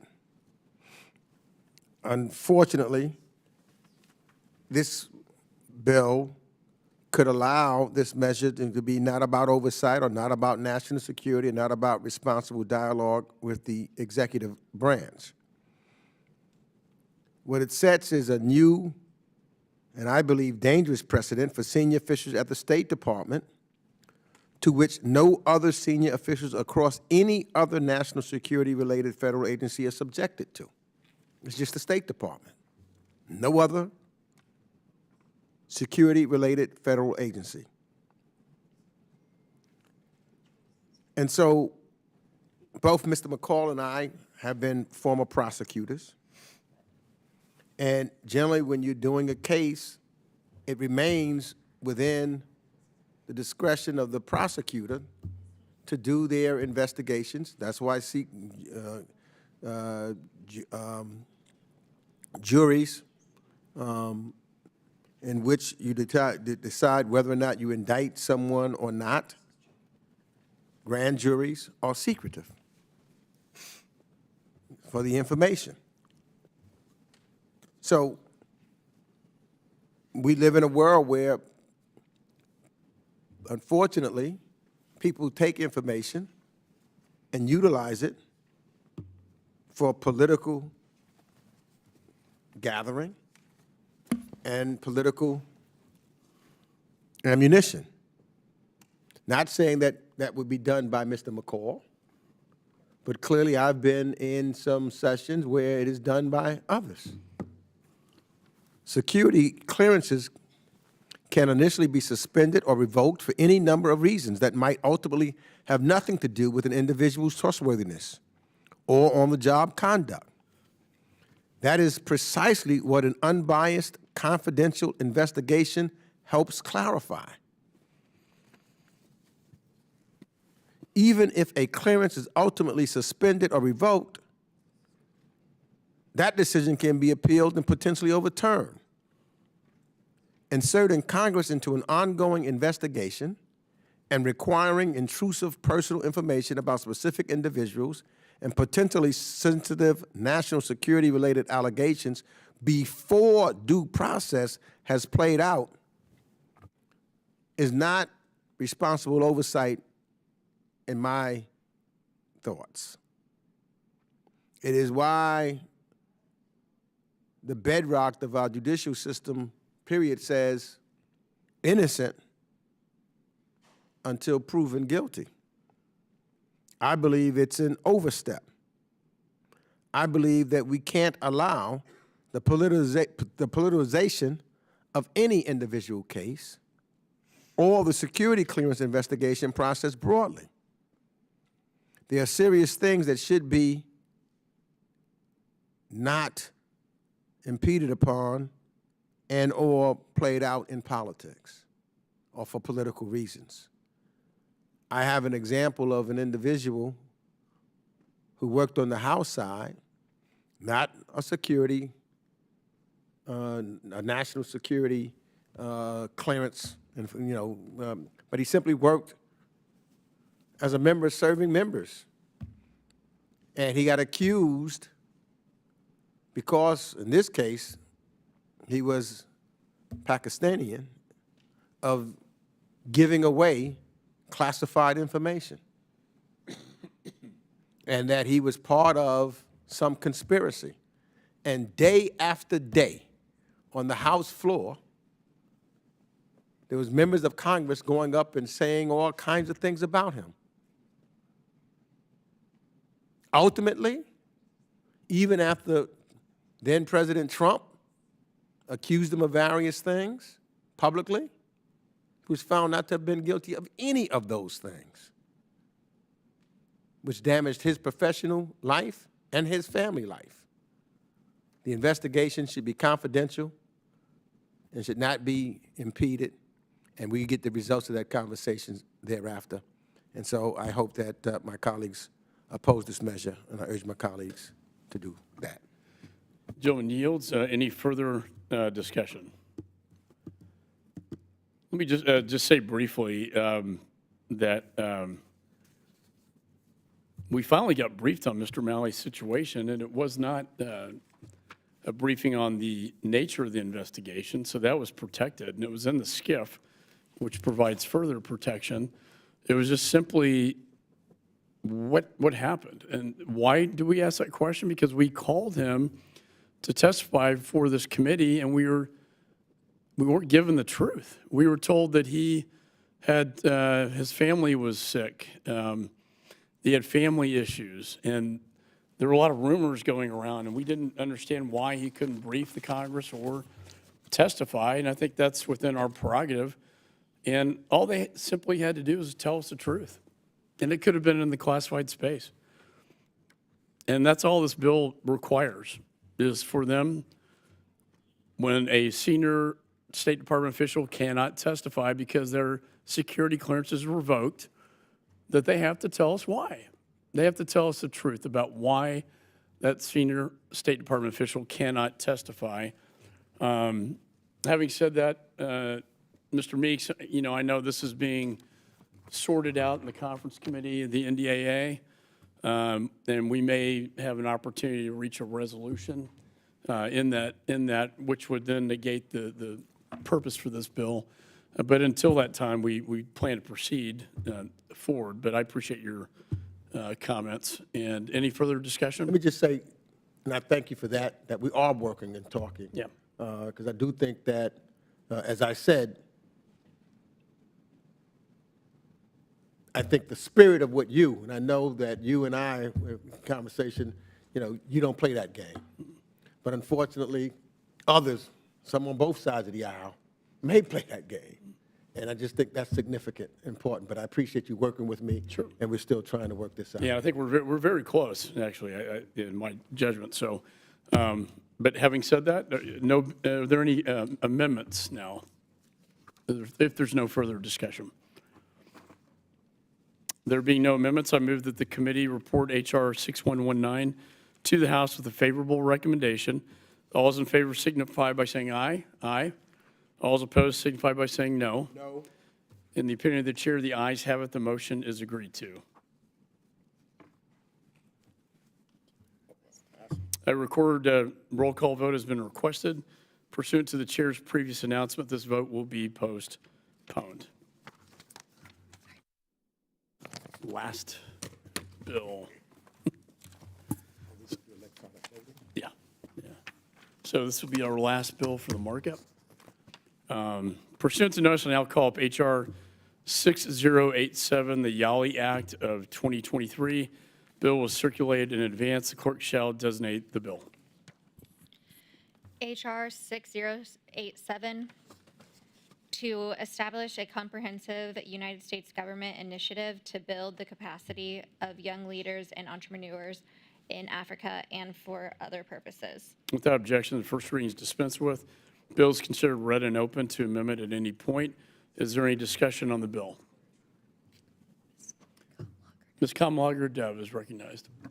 Thank you, Mr. Chair and Mr. Ranking Member, for bringing the Yali Act to markup.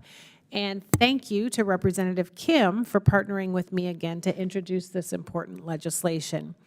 Africa rarely has the spotlight in the United States foreign policy, but that does not change the reality that Africa is very much going to be the future. With the youngest, fastest growing population on the planet, Africa's contributions will be required to advance global priorities and address many of the defining challenges of our time. It is not an exaggeration to say that linking Africa's future with our own is one of the most important long-term geopolitical investments we can make. We must also acknowledge that one way to compete with China is to invest in the continent of Africa. China has made significant inroads across the continent with its Belts and Roads Initiative and exploitative loan offers. We have been less giving, but still hold a partnership allure that I hope, even in present time, can continue to maintain. Countries across Africa see our embrace of innovation and entrepreneurialism, of the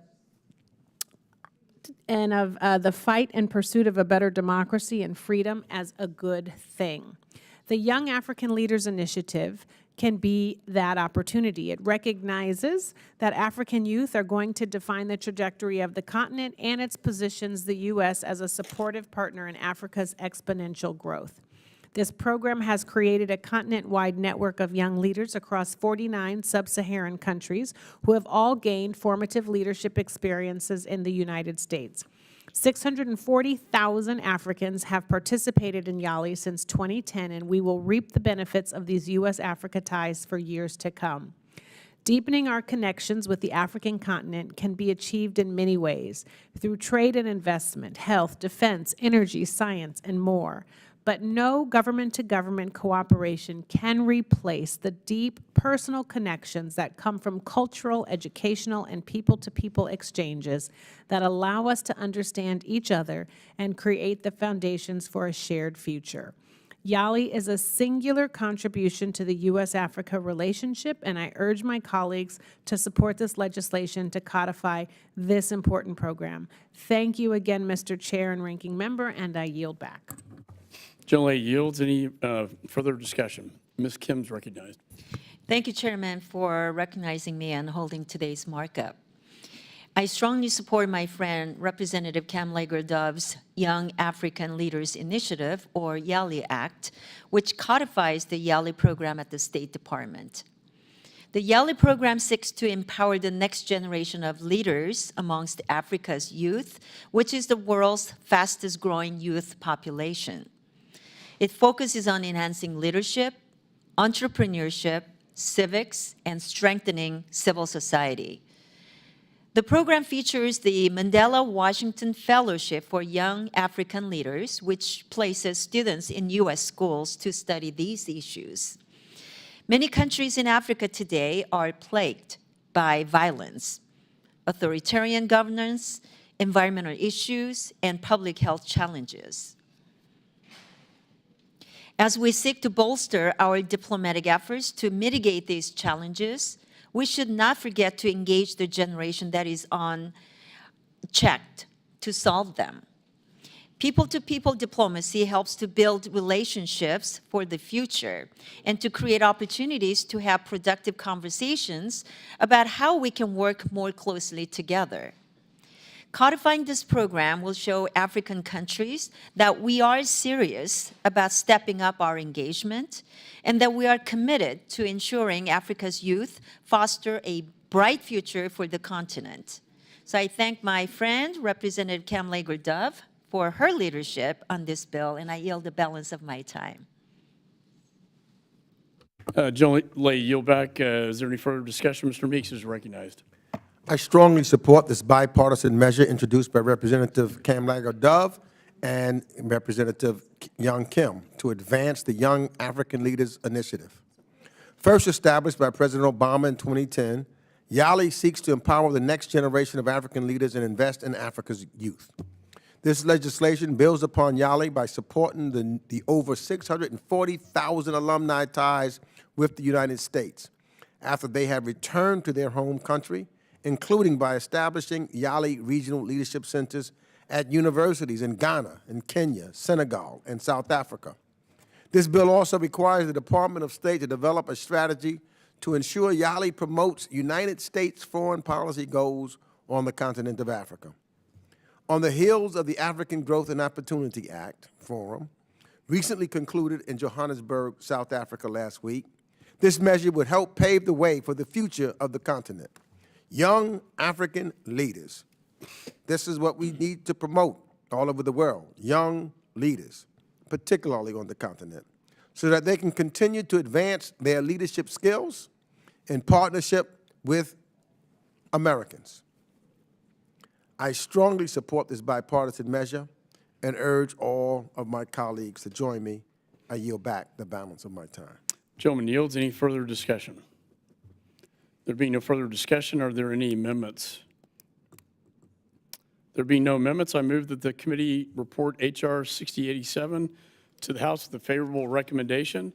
All those in favor signify by saying aye. Aye. All those opposed signify by saying no. In the opinion of the chair, the ayes have it, and the motion is agreed to.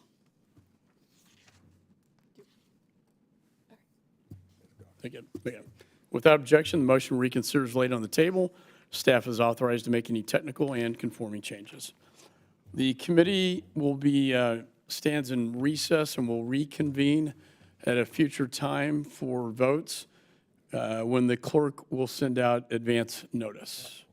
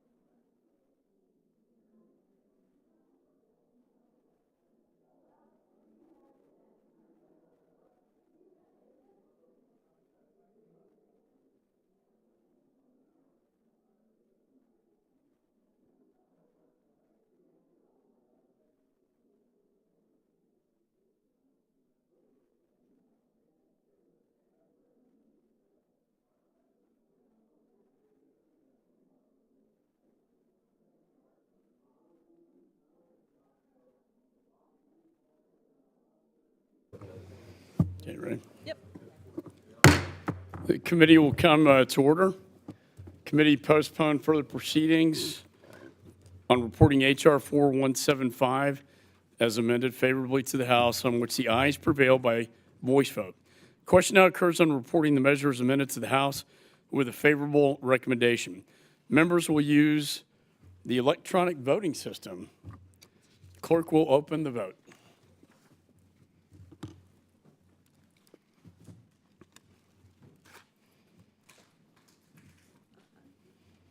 Yep. Did I go? Yeah, just let me do this.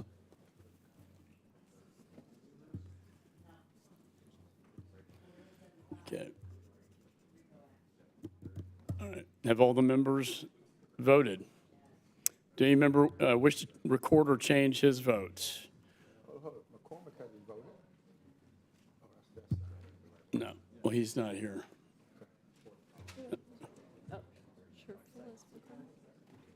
What?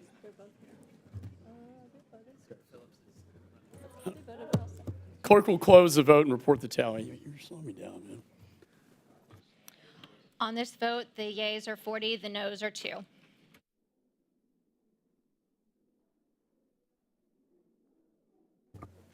Okay, committee postponed further proceedings on reporting H.R. 4723 as amended favorably to the House, in which the ayes prevail by voice vote.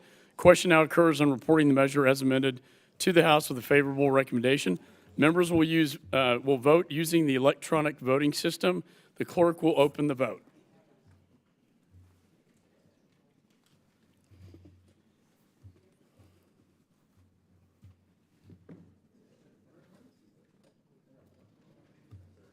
Okay. Got it. Have all members voted? Does any member wish to record or change his vote?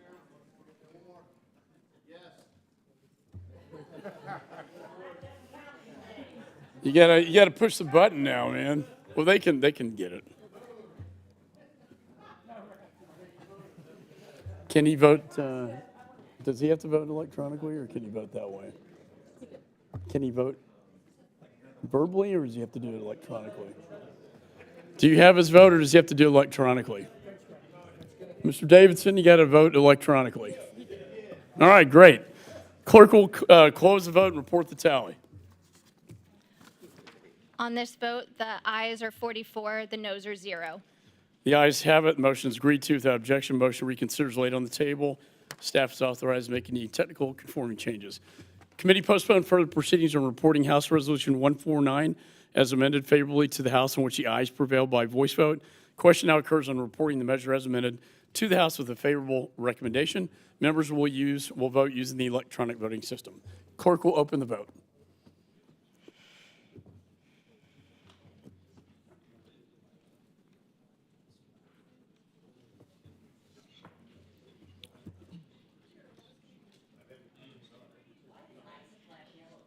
Have all members voted? Does any member wish to record or change their vote? Clerk will close the vote and report the tally. On this vote, the ayes are 44, the noes are 0. The ayes have it. The motion is agreed to without objection. Motion to reconsider is laid on the table. Committee postponed further proceedings on reporting H.R. 5856 as amended favorably to the House, on which the ayes prevailed by voice vote. Question now occurs on reporting the measure as amended to the House with a favorable recommendation. Members will vote using the electronic voting system. Clerk will open the vote.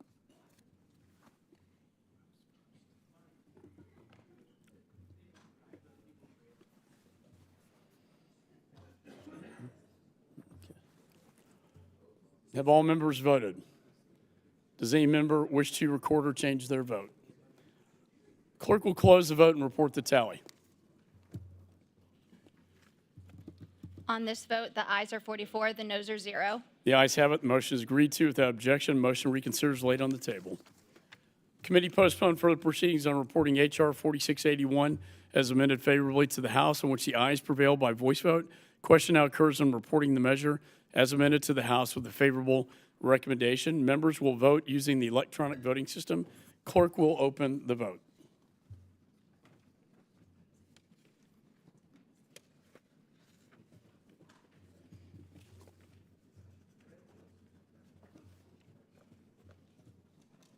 Have all members voted?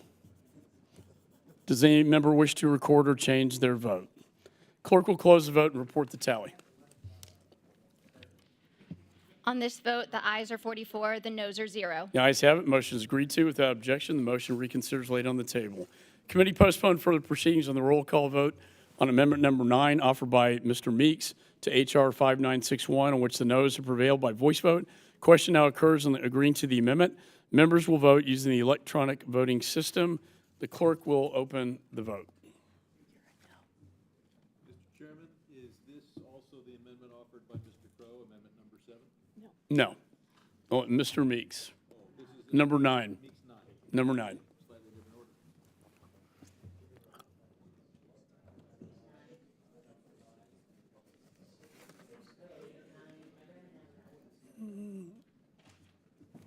Have all members voted? Does any member wish to record or change their vote? Clerk will close the vote and report the tally. On this vote, the ayes are 19, the noes are 25. The noes have it, and the amendment is not agreed to. Committee postponed further proceedings on the roll call vote on amendment number 16 offered by Representative Sir Phyllis McCormick to H.R. 5961, on which the noes have prevailed by voice vote. Question now occurs on agreeing to the amendment. Members will use the electronic voting system. The clerk will open the vote.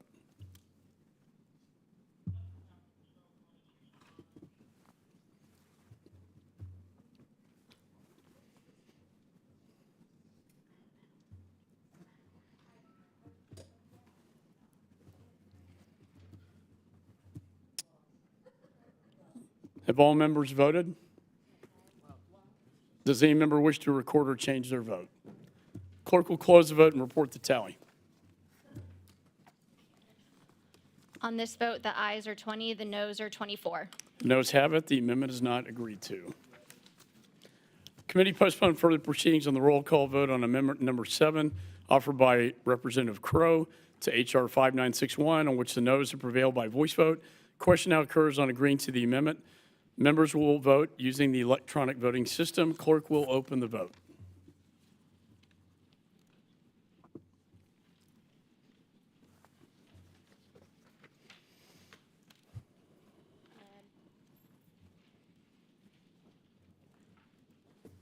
Have all members voted? Does any member wish to record or change their vote? Clerk will close the vote and report the tally. On this vote, the ayes are 19, the noes are 25. The noes have it. The amendment is not agreed to. Committee postponed further proceedings on the roll call vote on amendment number 12 offered by Representative Jackson to H.R. 5961, on which the noes have prevailed by voice vote. Question now occurs on agreeing to the amendment. Members will vote using the electronic voting system. Clerk will open the vote.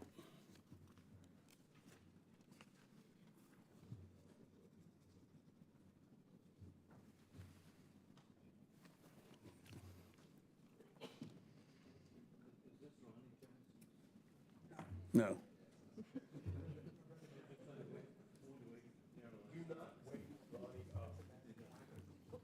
Have all members voted? Does any member wish to record or change their vote? Clerk will close the vote and report the tally. On this vote, the ayes are 15, the noes are 29. Noes have it. The amendment is not agreed to. Committee postponed further proceedings on the roll call vote on amendment number 13 offered by Representative Comlager Dove to H.R. 5961, on which the noes have prevailed by voice vote. Question now occurs on agreeing to the amendment. Members will vote using the electronic voting system. Clerk will open the vote. Where's my name up there? In the third top. You're the first box. Okay.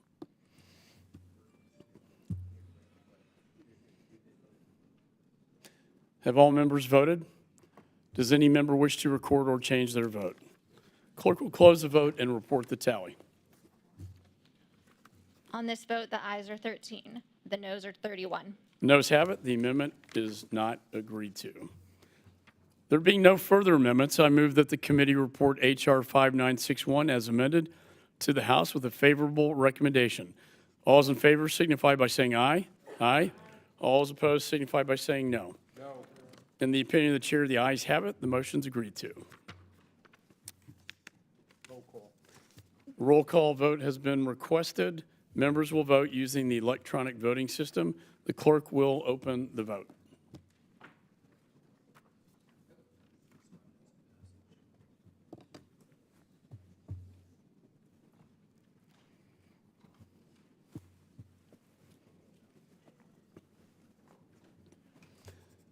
Have all members voted? Does any member wish to record or change their vote? Clerk will close the vote and report the tally. On this vote, the ayes are 29, the noes are 15. The ayes have it. Without objection, the motion to reconsider is laid on the table. Staff is authorized to make any technical and conforming changes. The last vote. Man, I love this new system. All right, committee postponed further proceedings on reporting H.R. 6119 favorably to the House, on which the ayes prevailed by voice vote. Question now occurs on reporting the measure to the House with a favorable recommendation. Members will vote using the electronic voting system. The clerk will open the vote.